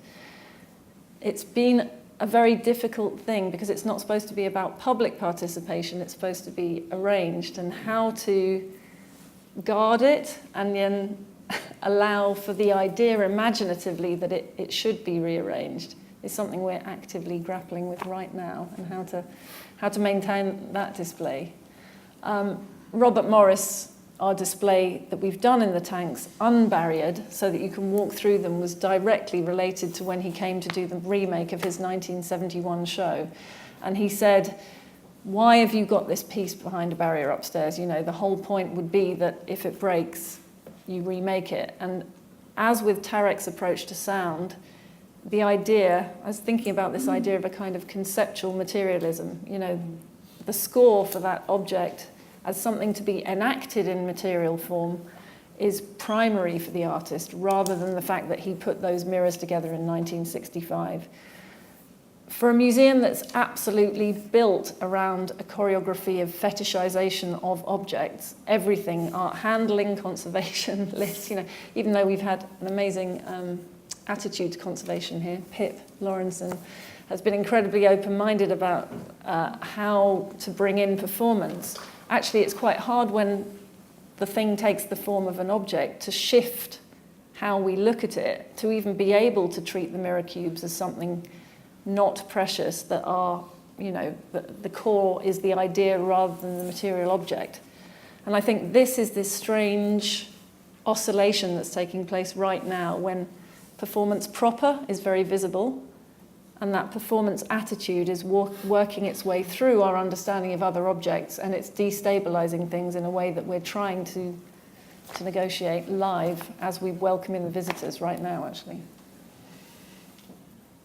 It's my turn. Well, I would like, first of all, to congratulate Catherine and the team, because it's really stunning when you walk now through the gallery collection to see the presence of the media and performance of both, and how you actually can read the art history and both the collection through that lens. And I think at MoMA what is happening now, it's some kind of the transitional point, because the building, also MoMA building, is expanding, and this is like a way how to look at the collection in the future, while the Department of Media and Performance exists since 2000. It was 2006, it was the Department of Media, and then the Department of Media and Performance. And I think what really is interesting, it's how, in a way, and this is some part of the question that Jonas shared with us, was the question he didn't ask, but it was like, how does it impact the institution? And I would like to start from there, because it was interesting for me when I came there 5 years ago to look at the history of performance in the institution itself, and even if it can sound a bit of a self-reflexive, but it was really important to see how performance existed in the museum, and this is what your talk was about, existed from the 30s, and how the idea of the modernity, of the modernism at the time, was much more inclusive and much more also disciplinary than. Am I doing something? No. Then we were thinking about it today, or how we would used to think about that, because there was the Department of Theater and Dance. It was for a very short period, and it was mainly, I don't know, photos of Isidora Duncan, Martha Graham, and so on. And so to see all this lineage of how artists did performance in the museum, and it didn't really start it only with Marina Abramovic, it was really, I think, an important acknowledgement of it also. And then how the performance impact, to go back to the question, I think there are many theoretical and many really practical questions, and also engagements, in the sense that for sure the performance shift the coordinates of the space and time of an exhibition, so the whole idea of the temporality, or a different relationship to the audience, but also to the authorship, just to look at to listen to Kelly Spooner, all the number of people involved who are doing the work, or the performance, the skill of virtuosity, or not. Then for sure, I think also that to echo what Catherine just said, the infrastructure of the museum, now the fetishization of the object, and the galleries are really done for objects, particularly at MoMA. So the way of introducing movement, it is a big challenge, and it is also a big challenge in terms of the human infrastructure, or the people, of the set of skills that you need to do to organize and to put together a performance. And also I think it does help in a way. One of the examples there are two examples that I would just like to mention. One was when you organized the Meta Monumental Garage Sale, Martha Rosler Meta Monumental Garage Sale, and she organized this garage sale first time in '73 in the University Gallery in San Francisco. And of course there were many iterations of that project, but then put it in the MoMA atrium in 2012, it meant something completely different. And so this idea of what does it mean to do that work 40 years later in a big museum in New York? What does it mean also, this idea of the control and autonomy of both the audience and the artist? Because I think with performance introduced this idea of more control on both sides of the audience and the artist. And she had this, somehow this power in a way of ascribing also value to the objects, and to negotiate the object with the audience. The audience were allowed to buy something in the museum. So this is one example that I think that this also was very telling, and also not to tell you how it was to gather, it was 10,000 objects, and to make those objects come to the museum. That was another set of anecdotes. And then the other example that I want you to take to share with you is, for example, and this is also echoing a bit what just Catherine said, was the work of James Lee Byers, of the American artist James Lee Byers, the the 1,000-mile long paper, which was, it's one of his performable sculpture. And James Lee Byers has a very specific history with MoMA, because once he came at MoMA, wanted to meet Mark Rothko and ask for someone who knows Mark Rothko. And Dorothy Miller, the curator at the time, came down and they became friends. So there's like a really long relationship. So he gave a lot of works to the museum. And then the big retrospective show happens 2 years ago. And what we realized that a lot of the performative sculptures that in his instructions are said they have to be performed, he's giving very kind of avant-garde instructions how to deal with those sculptures, who can manipulate, how they can manipulate, giving complete freedom of interpretation, but he really wants the sculptures to be used. Realized that particularly this one sculpture has been performed only once in 1965 in Pittsburgh. Lucinda Child performed performed it, and then since then it was, of course, in the vitrine at the PS1 retrospective.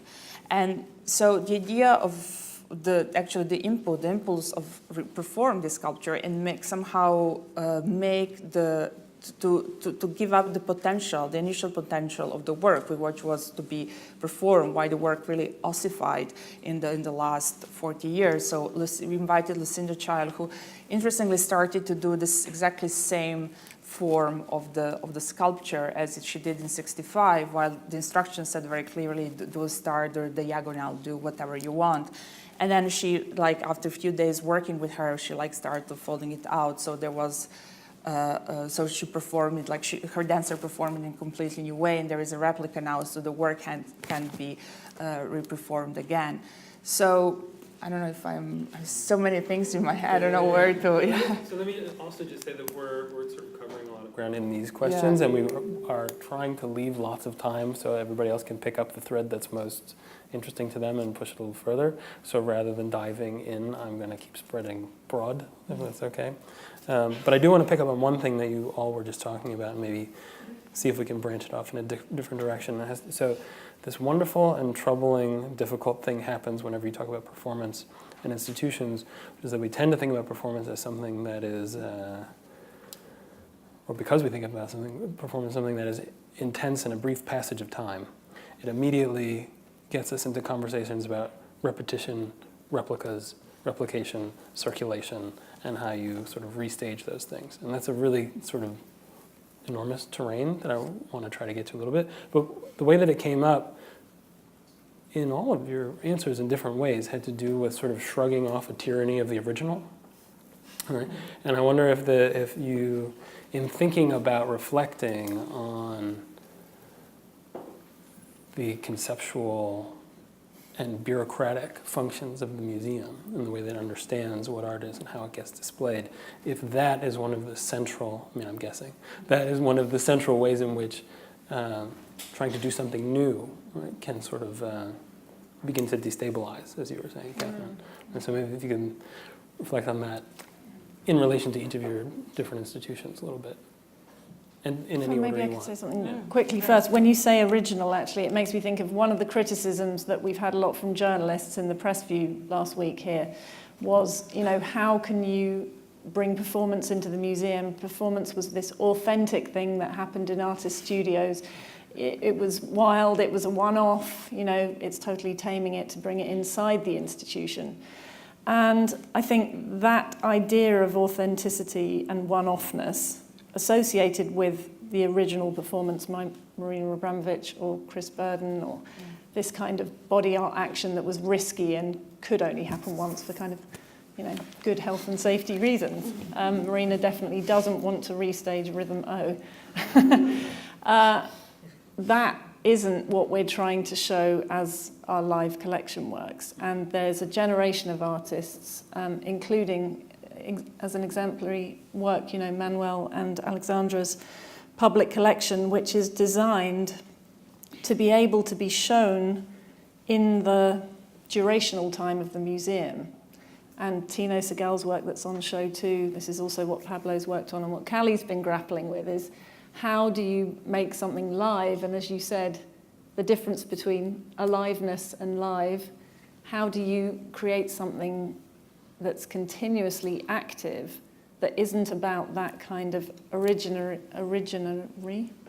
moment of authenticity that body art was about. And it's somehow similar to the question of Charlotte Pozanenska replicating her objects infinitely. So there's that fetishization of an authentic original has been displaced in both kinds of work in a way, I would say. And so very practically, are there particular barriers to dealing with that, or particular strategies for imagining different ways of displaying what's important or what performance makes you want to show in relation to artworks? I mean, I Things would the love to museum later exists. bring some of the artists in to comment on this, but I think already in terms of artists of the generation since the 2000 working with performance, we've moved from Tino Segal's idea of something that has to fit the exhibition hours in the same way that any object would, that would have a duration, that will have a continuous presence and be the same, to how Callie was thinking of her new museum work as something that generates and grows itself. And this is also a conversation I've had with Manuel about continuous presence.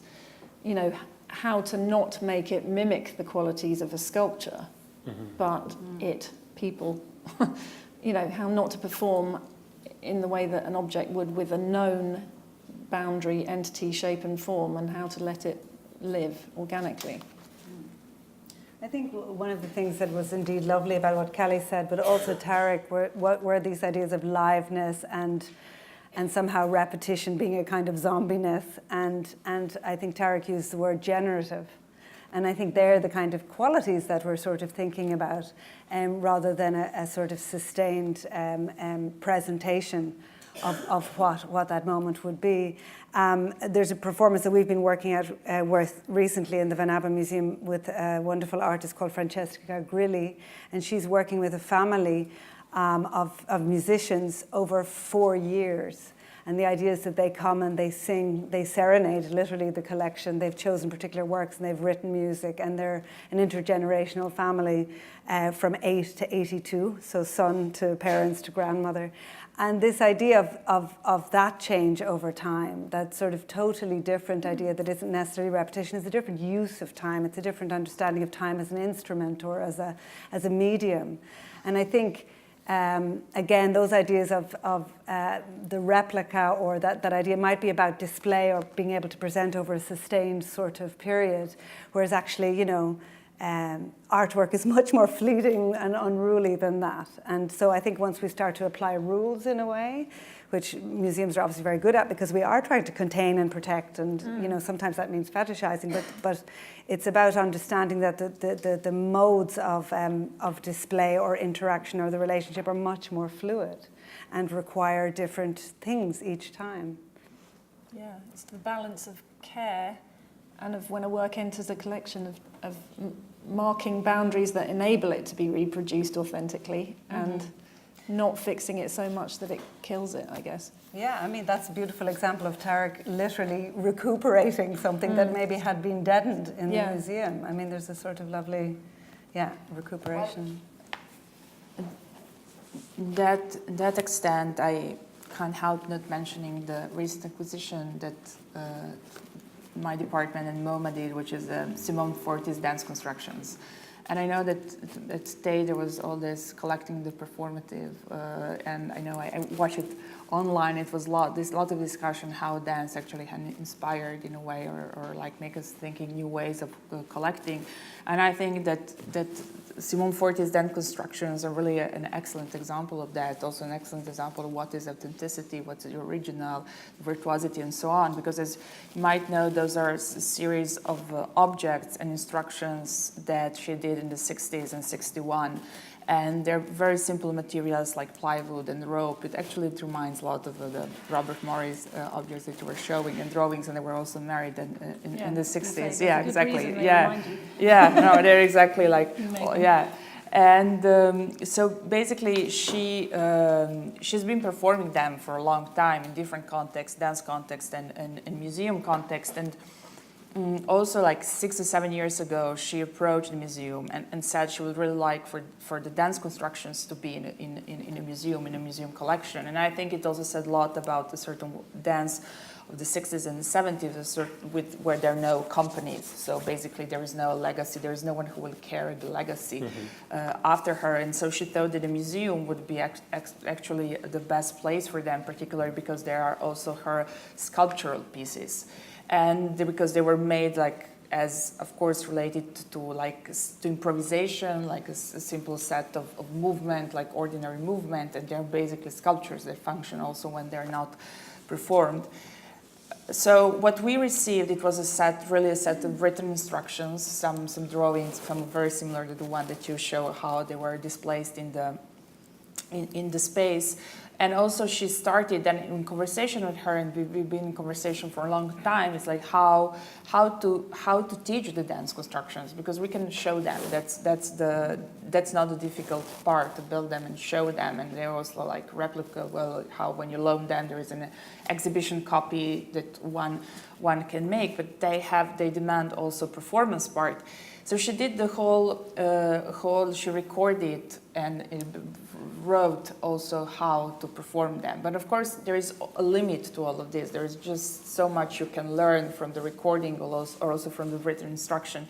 And so far, there are only 2 people who can perform all the dance constructions who were instructed by Simone. So it was a bit of a shock of our committee when I presented these instructions, basically, when presenting 12 objects. But then the other one, it was, which, I mean, they could be used from other works, but it was really how we take care of that, like it's a kind of a big responsibility, because if you think, I don't know, in 50 years' time, how those works are going to be performed.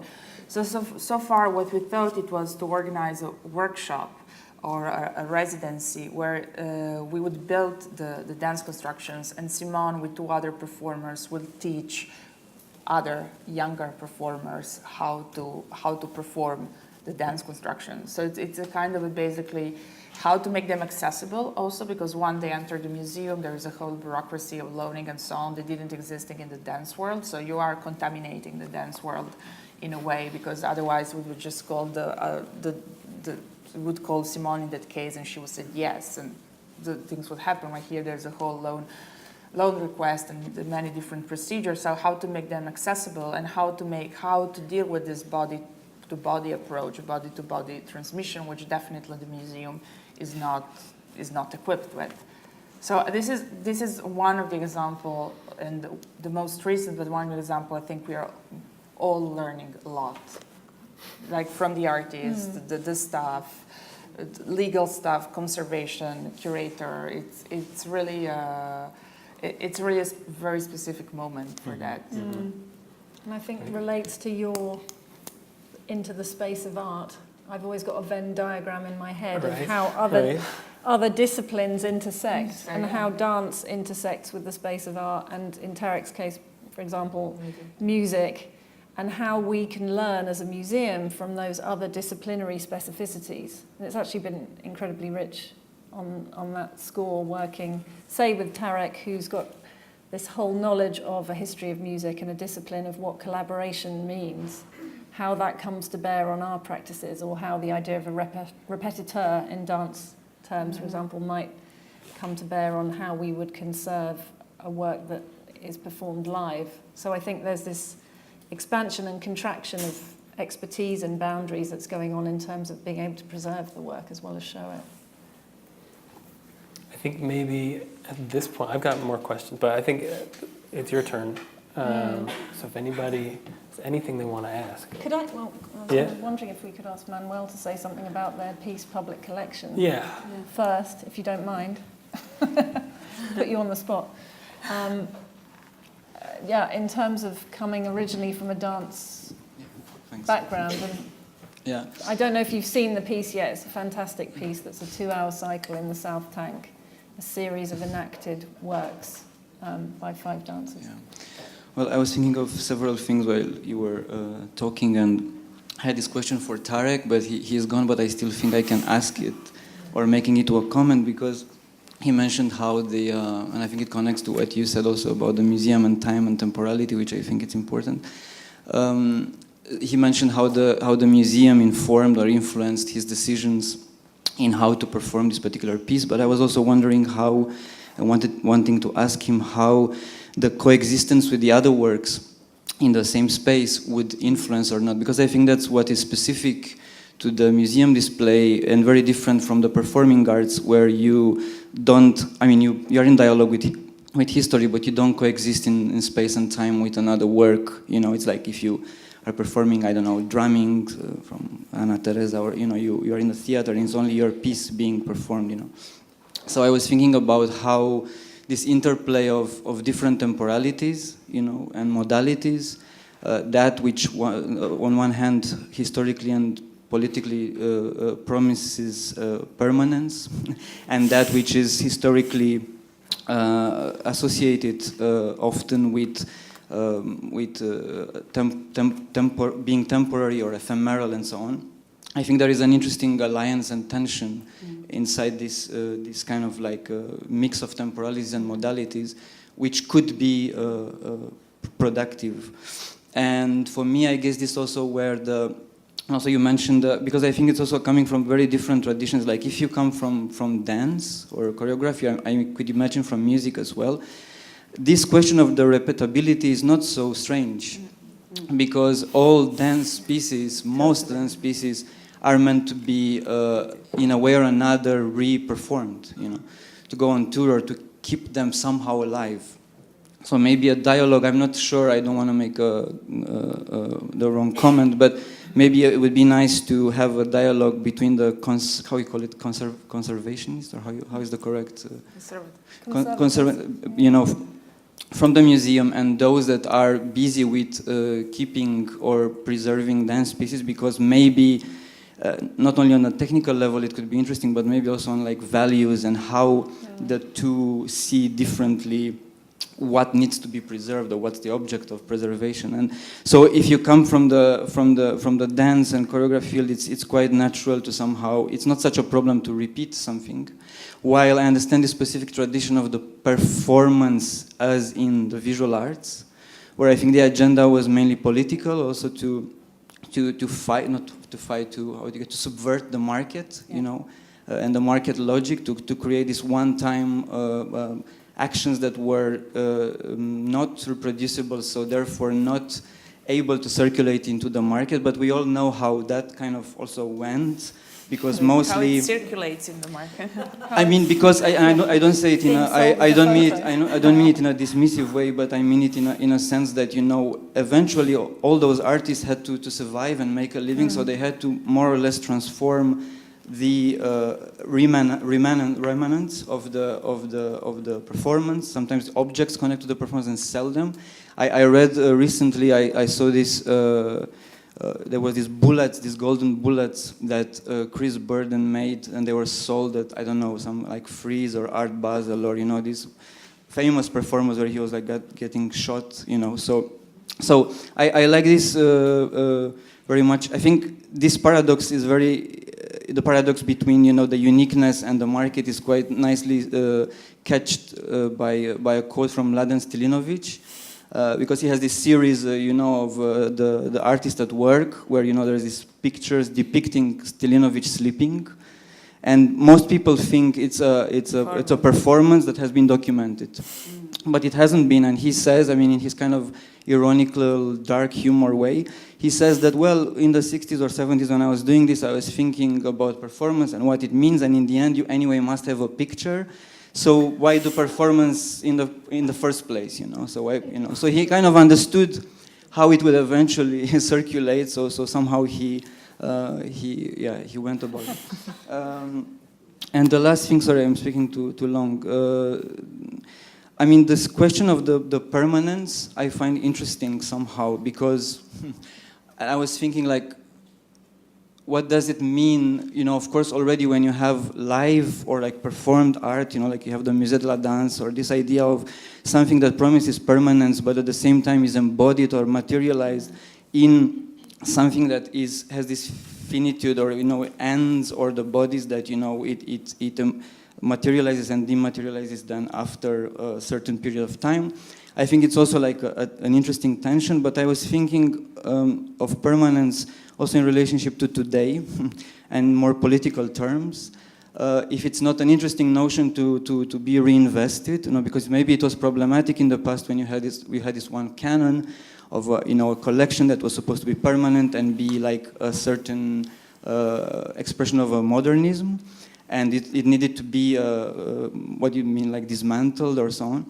But now I was thinking, like, when in times where everything under like kind of neoliberalism must be temporary, flexible, even jobs or insurance. I was wondering if a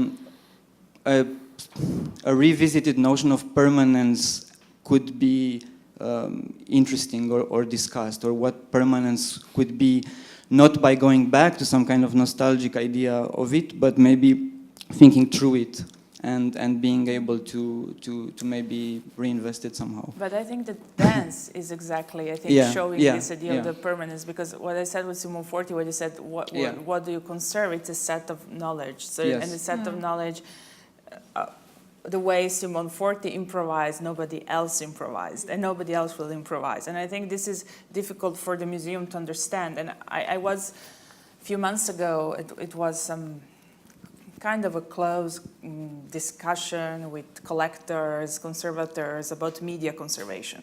And it was this really insistence how we will conserve, what will happen in 100 years, which I think it's important, of course, that we want, you want to conserve the work of art. And what the museum is giving history, is giving context, is giving meaning, conservation, but that there is a moment that you cannot control. And I think this moment that is revisiting permanence, and I think when you come, particularly if you come from in a specific part of the world, you learn that future isn't, you cannot predict future so easily. Things happen and you wouldn't even think they would happen.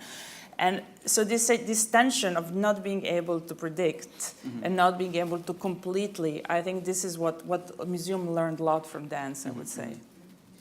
Yeah, sorry, just to conclude and answer actually finally your question, like about the work. So I think that's what was one of the aims, to kind of have it installed in a different temporality that somehow maybe doesn't offer permanence but suggests it or aims at it, but it's a very different permanence or because it contains movement, so it's not about fixity somehow or about blocking things or keeping them as they are or forever in a way, but maybe suggesting that they could go on forever but still entail the possibility of transformation, so there would be this promise that is still present. I was just going to add a celebratory moment about the new Tate Modern building, actually, which is just to say, though, that one of the architecture critics wrote this fantastic piece about it being a brick facade in a city full of glass now, and how all the glass buildings might only last 50 years. And it made me think, actually, about, what I've been doing here is almost fighting material permanence with programming performance, but actually that statement of intent towards a future in a permanent building as a shelter for art feels like this gesture in which we don't know what will happen. The unpredictability comes there in terms of following artist practice. But anyway, sorry, that was just a plug of my excitement for the new building. Carry on, Jonah. I'll let you back into it. No, it's out of my hands now. I think that what you were saying is actually nicely encapsulated by your phrase conceptual materialism, right? Because it's trying to I've been thinking about the research project largely in terms of institutional materialism, trying to look at the artworks in terms of how they activate the various spaces, offices, functions, to think about that interplay between an artwork and its spaces where it actually meets audiences and so on. But I think that's nice too, conceptual materialism. I wonder if we could force Pablo Bronstein to say something, because one of the things we've all been hinting at, and Annie's talked about, and Anna, is the extent to which programming performance always presses on the given institutional architecture, infrastructure, behavior, because every time you do a project, especially in performance, it's kind of going against the grain of what the institution thinks it can do. So things always shift a little bit and Right. Well, grow. as you know well, and as I've begun to understand, being here for 2 years, Yes. the moment you do anything you want to do, and you program anything, whether it's live performance or not, it necessitates the involvement of no fewer than 12 The Egyptian departments. task force. Yeah, Yes, yeah, yeah. exactly. But it's very interesting how that institutional self-understanding grows. But I'm interested in what Pablo's done, coming from a point of view of somebody who makes exquisite drawings and objects, like has a material studio practice.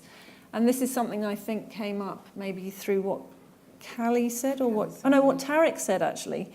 Like if you come from a studio practice that's about making something on your own and then moving out towards involving people, it's very different than if you come from a collaborative perspective that you're always used to working with. But I'm interested in how you've applied the image of your world to the whole institution at Tate Britain. You've colonized the center of the building, and it's this sort of visual object metaphor for what performance does to the museum, I think, in terms of how we're talking on the inside, on the organizing side, because you've turned the whole of Tate Britain into the theatre set that it is. And maybe you could say something about how you've made the architecture perform, and then you've staged, you've made this inherently neoclassical performative architecture even more theatrical with your interventions that are material, and staged performance within it to sort of articulate that. You can say it better than me. Well, no, I can't actually. That was pretty astonishing. I think that permanence is a stageable thing. I mean, whether a brick wall is any more permanent or not depends on socioeconomic factors. Unfortunately, it's not necessarily it's going to stay there. So I don't think there's anything intrinsic to actual materials. But I do think that there is something intrinsically dead about museums, and that is what's interesting about them. When we are seduced by the strangeness of the past, of a weird relic, it's precisely that. We're not interested in Vanessa Bell because she convinces us that we should be looking at colour in a different way. We're interested in it as a relic of another time, as a type of association of forms and symbols that speak of another age, and they remind us of other times. So a lot of this live versus liveness debate has left me a little bit confused. I'm not entirely sure why something is more desirable than other, and also quite what aliveness means. I mean, if fundamentally museums close after a certain time, or if they, if everybody goes home at 6 o'clock, if they're only on for a certain amount of time, then at some point it makes absolutely no difference whether there's a limitless but limited series of variations, or whether something is repeated and repeated and repeated. I mean, it's exactly the same sort of artwork because it's essentially all within an infrastructure of symbol and surface. So it makes little difference to me. I mean, I think... Go on, sorry. Why is your live danced installation on during the whole of the gallery hours? Why is it? Yeah. Well... In relation to that. And also, how do you see the relationship of the actual dancing? Emilia's here, who's doing it. Yes. To the theatrical staging of the architecture that you've inserted there. I mean, the performers are in a way a kind of... symbolic people within a museum. They're also the artworks at the same time. I mean, it's a tricky question to answer because in a way I approach performance very pictorially. I, for example, do not care what the inner life of a dancer is. I want to watch them walk across a space in a particular way. They're all paid professionals. How they do that and not want to kill themselves is entirely their problem, as long as they're trained well enough to do that. I'm not so interested in any sort of collaborative or engaged aspect. It's a picture. Another thing that I think is also somehow complicated is this question of detail and proximity to live work, because a little bit like when you see a face from a distance and you can only get a very well, like a kind of very general expression. And then when you go up close and you can see all of the subtleties, there are balletamains that go to see a ballerina perform, the same Balanchine piece that is copyrighted movement 250 times, and every single time they see something different, or they look to see the subtle differences between two ballerinas doing exactly the same sort of movement. So I think that, in a way, how can I say, aliveness is something that is essentially in the eye of the beholder. All the museum can strive for is, a coherent and correct recording, and then hope that everything else just either comes out naturally or doesn't. I haven't answered your question because, in a way, you've opened up lots more questions. Thank you. Yeah. Thanks. I'm really glad you said that.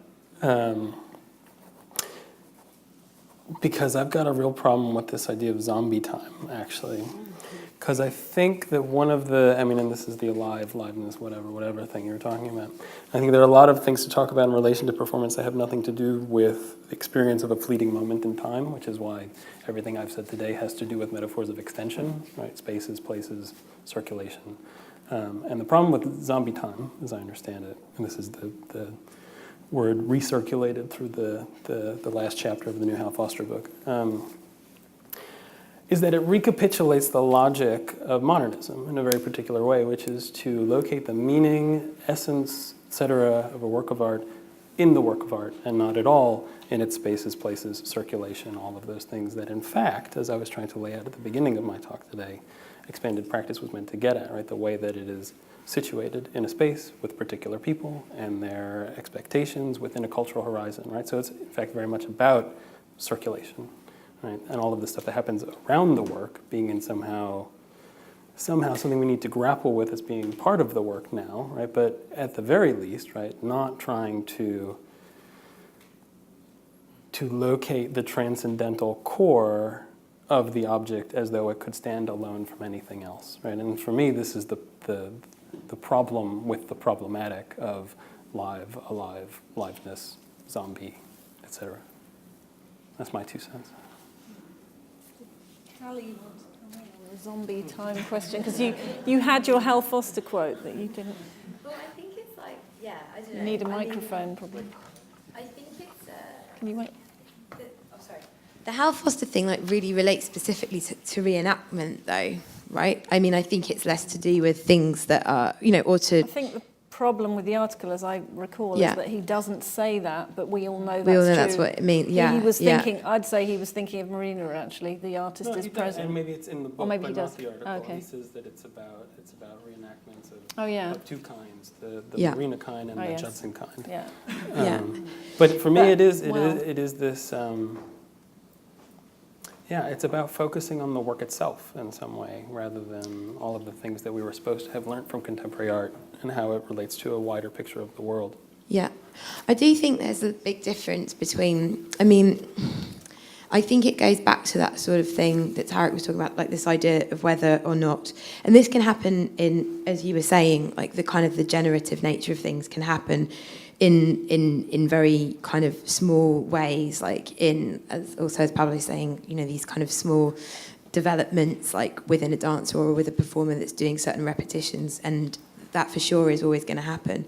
But then I think there's also this sense that, God, you wouldn't want to call it like a social experiment, it's not, but there is also this sense that there might be a particular form of work which you could call performance, or you could call, I don't know what you would call it, but like that has like actually at its core the idea of trying to, I guess perhaps like coming out of that tradition. I'm super influenced by like the same things that Tarek was talking about, which is this tradition of having a score and that being open and using that as a field of activity to create something that doesn't exist yet, rather than creating a musical monument. And specific scores that are deliberately designed to be to never to be performed in any direction and at any speed, and to just simply not produce the same thing twice. So thinking of Earl Brown, for instance.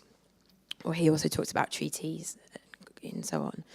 And I think that is kind of coming out of a space that has a lot in common with like a kind of a social, like relational life of sorts that's got to do with how work can be a structure, I suppose, within which certain people can like work or be together or produce certain kind of outcomes where perhaps those dynamics are like privileged over, you know, the form is as it is. It kind of lands where it lands, and ultimately there's a kind of an organising structure, and then certain things that move through it. And I'm not sure where that like comes from, or where that desire to do that work comes from, or what it's exactly indebted to. I feel it's got a lot in common with, you know, a lot of composers that were coming out of the New York School and working in kind of open and indeterminate forms of composition. But I also think that indeterminacy is not so interesting, and I also think permanence is super interesting. I just think it's, as you were sort of saying, picking up on Tarek, how something can be really, really generative. And maybe a museum isn't even the right place to do that. It just so happens that that's something that I think can be really exciting. And I think that it's possible to do it in a museum, but it requires certain organising principles around it and a conversation. But I do think it's a particular type of work that you might not even necessarily want to call performance per se. Like, it has a particular, I wouldn't want to call it relational aesthetics either. That would be awful. Yeah. To mean all kinds of things, as Jonah said at the beginning. But the space of art, Tarek talks about specifically as giving a certain freedom and a certain way of working that a music scene hasn't necessarily given, and a different mode of attention. Yeah, I mean, I think you can obviously collide a lot of different, it's like you can collide a lot of different things within that space and move many things through it.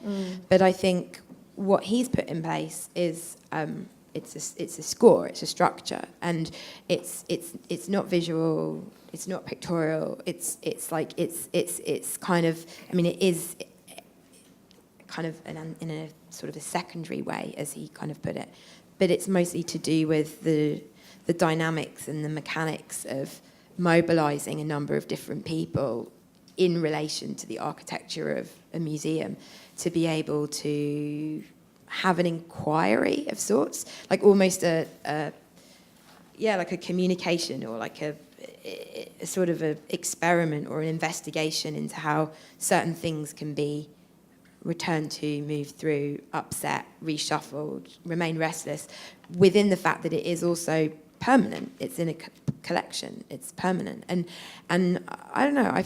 I do find those spaces that I do think are really indebted to open form music scores and so on, kind of exciting. But they were also social.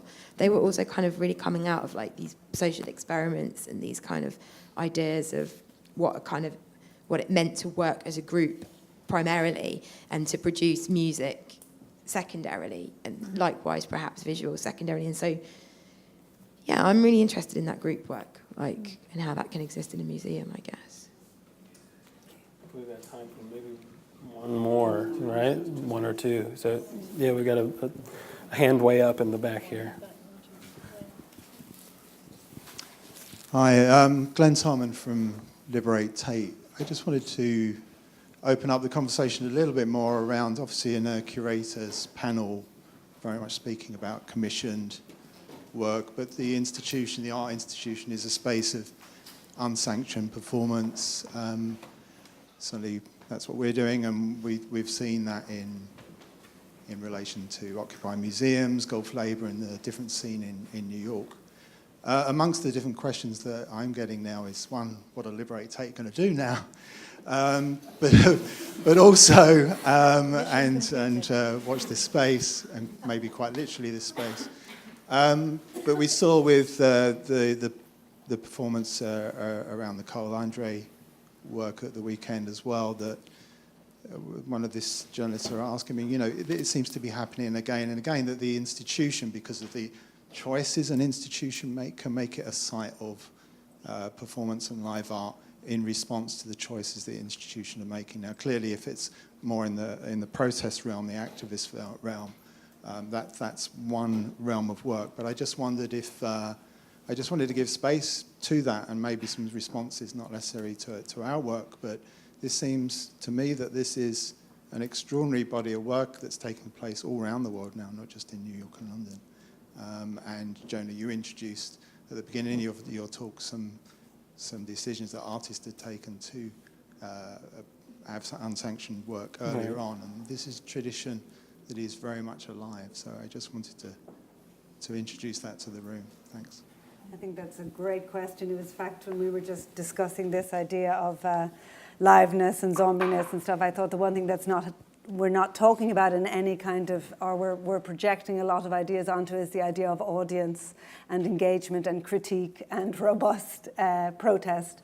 And the idea that the site of the museum is also that site that's producing both knowledges and canonizing some, sanctifying others, but that critique and that position as a channel in which to have that conversation should never be forgotten. And I think it's exactly back to this discussion earlier about the political import of the original idea of certain political performance art from the 60s and 70s in relation to a kind of a very current and resonant set of social circumstances.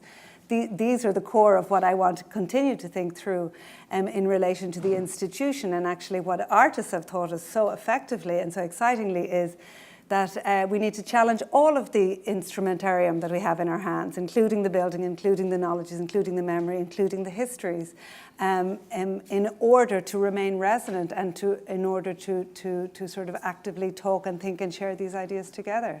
And I hugely appreciate your interventions in the Tate, and well done.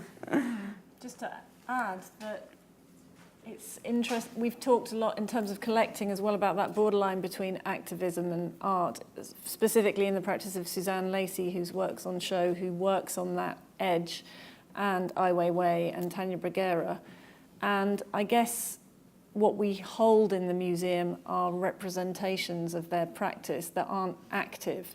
And it's very hard to invite them in to be active, fully active, you know, because it has that thing of taming the work or making it sort of legislated by Tate constraints that mean you couldn't really do it. And in terms of Liberate Tate, I know that the attitude has not been that we would invite Liberate Tate in to do a show, but that ideally the space isn't barred because it's hard. And I thought it was very interesting how Manuel and Alexandra in their piece incorporated a protest into the representation in their public collection of yours, and also the Anna Mendieta protest, as well as her work. So in your public collection, the work remains active in a different way than it could do actually within our own collection, which always takes things into a space of representation, I think. And I think that I would argue that we aren't adventurous enough at all in relation to how we deploy the institution in relation to these things, move far beyond ideas of pure representation and actually start to think about really active engagements and the idea that the public might use the museum in much more robust sort of manners than we sort of allow at the moment. And I think this depends a bit of the scale of the museum. I think that unfortunately, I don't know, yes. bigger museums have bigger difficulty of allowing those kind of things. Unfortunately, I'm not saying it just as a matter of fact, but also how we can learn from artists, with working with Martha Rosler, for example, who in her way is also an activist and an artist who's been dealing with like housing problems and so on for a long, long time. And when she did a garage sale at MoMA, she was highly criticized because of doing this project in the museum. And it also happened that the project coincided with the Hurricane Sandy. And so of course, so instead of installing for 2 weeks, we installed in 6 weeks. So it was like, as I said, there were a lot of things happening with this project. And then she was asked, because she was really selling things, like we have to train people how to take money and so on. So she was asked that the revenue of the whole garage sale would go to the victims of Sandy. And she refused. which might be some, but actually makes completely sense because she's been working with, as I said, homeless people and so on for a long, long time. And anyway, the revenue would have gone to homeless people. So the way of being, she didn't want to be instrumentalized in that way, that she's doing a huge thing in the heart of moment. Oh, wow, it's going to send it, which would be a very easy thing for the institution, you know, well, look, here it is. She said no, which was very difficult then to negotiate between her and the direction of MoMA, and like to explain, because at the beginning it was very difficult to explain why she would refuse something like that. So I think that institutions have a lot to learn. Would they ever learn? I don't know. Hopefully will. But yeah, that's, I think, a good point. Yeah, I think there's a, yes. Say our Suzanne Lacey project we did that was live after collecting her work as a representation was mobilised a big community of women, and she started going with it. But I mean, it's partially resource, but whether we as Tate could work with her to develop a political party to champion women's rights. It's a decision about resources. Yeah. It's a decision about application of resources. It's a decision about application of knowledge. It's a decision about application of, which is fine. It's a decision as a curator I couldn't make because of human resources regulations in the museum and things like that we couldn't go so far with it. But you're right. In the long term, if we kept chipping away, which we kind of do, but there's a long way to go, I think. But yes. Yeah. How far we should go is a question I have. But as a museum, Yeah, but I think that's the tension that we share. We're a publicly owned institution, and it's not ours. It's shared. Can I just shout out a question? Oh, right. So in that case, how do you differentiate a movement, a political movement, from its performance and vice versa, historically speaking? In other words, if someone makes an artwork that is particularly relevant to a particular and most likely sympathetic to the museum or to the feel-good nature of the museum's social aspirations, how do you then recreate that 25, 30 years later if the problem is no longer there? How do you restage a work about the Vietnam War and make it live somehow? Well, this is exactly what we tried to do with Suzanne Lacey, who's got the piece The Crystal Quilt, which was about women and ageing and their visibility in the media in 1985 in Minneapolis. We worked with her on making an equivalent action because it wasn't really restageable. But she started to network with women and bring women in and worked with a lot of different groups in London. She works in a kind of, what's the word? You have leaders in different communities bring in their own group to create a bigger network. So she made essentially an equivalent to the original action, but it wasn't a repeat because that wouldn't be active. But I mean, also, artists... But there's no one formula, I think, how you do those things. No, there's not each like is a case-by-case basis. Yeah. And I wouldn't say every political movement is an artwork, no. I mean, I think it's the Carl Andre Brick's argument on the other hand. I mean, it is... every brick is not a sculpture. Yes, okay. But you just talked about Poznanski, and you talked about the interactive nature of the work, and you also said how far reaching her thinking was. Following on from Pablo, of course, we all know Poznanski's actually stopped her making art and decided that art is not what she was going to do. So I think what may be happening is also an entirely new formulation of the work itself. Or would you agree with that? Oh no, I mean when she made this piece, she said that it should be replicated. It wasn't that she didn't want her own work to be shown. It was that she did leave making art. But I think there is a critical interface, which is that she stopped doing it. And I think it's actually important in relation to also what the other artists said, to at least to actually acknowledge why she stopped, because surely that is equally important, I think, isn't it? I totally agree with you. Also, Lydia Clark, a lot of these amazing female artists we've got on display, a significant number did stop making art, and that's something I'm very interested in, actually. And it kind of relates to your question of if we're going down the meeting point between art and life. Some of these artists have moved into life. Suzanne Lacey's book also called Leaving Art, I think and left art. She stopped for political reasons. And became a sociologist. Exactly. Yeah. I think it's a really key question, actually. I'm very interested in that question. Yeah. While we're talking about stopping, that might be a good moment just to conclude the event this evening. I just want to give everyone a round of applause.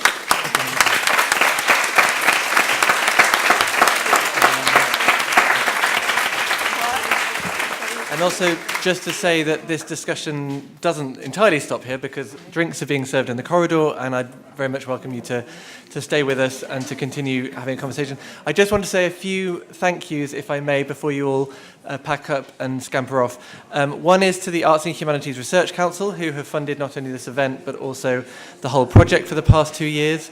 I'd also like to thank Gabriella Janaki from the University of Exeter and Jennifer Mundy from Tate, who have led this project. I'd like to thank all of our speakers who have travelled, some of whom have travelled many, many miles to be here, and we're very, very grateful for the generosity that they've shown in opening themselves up and reflecting on their own practices. I'd like to thank all of you for coming, and I'd like to thank Claire Gormley, who has been wonderful at coordinating this event. So none of this would have happened if it wasn't for Claire.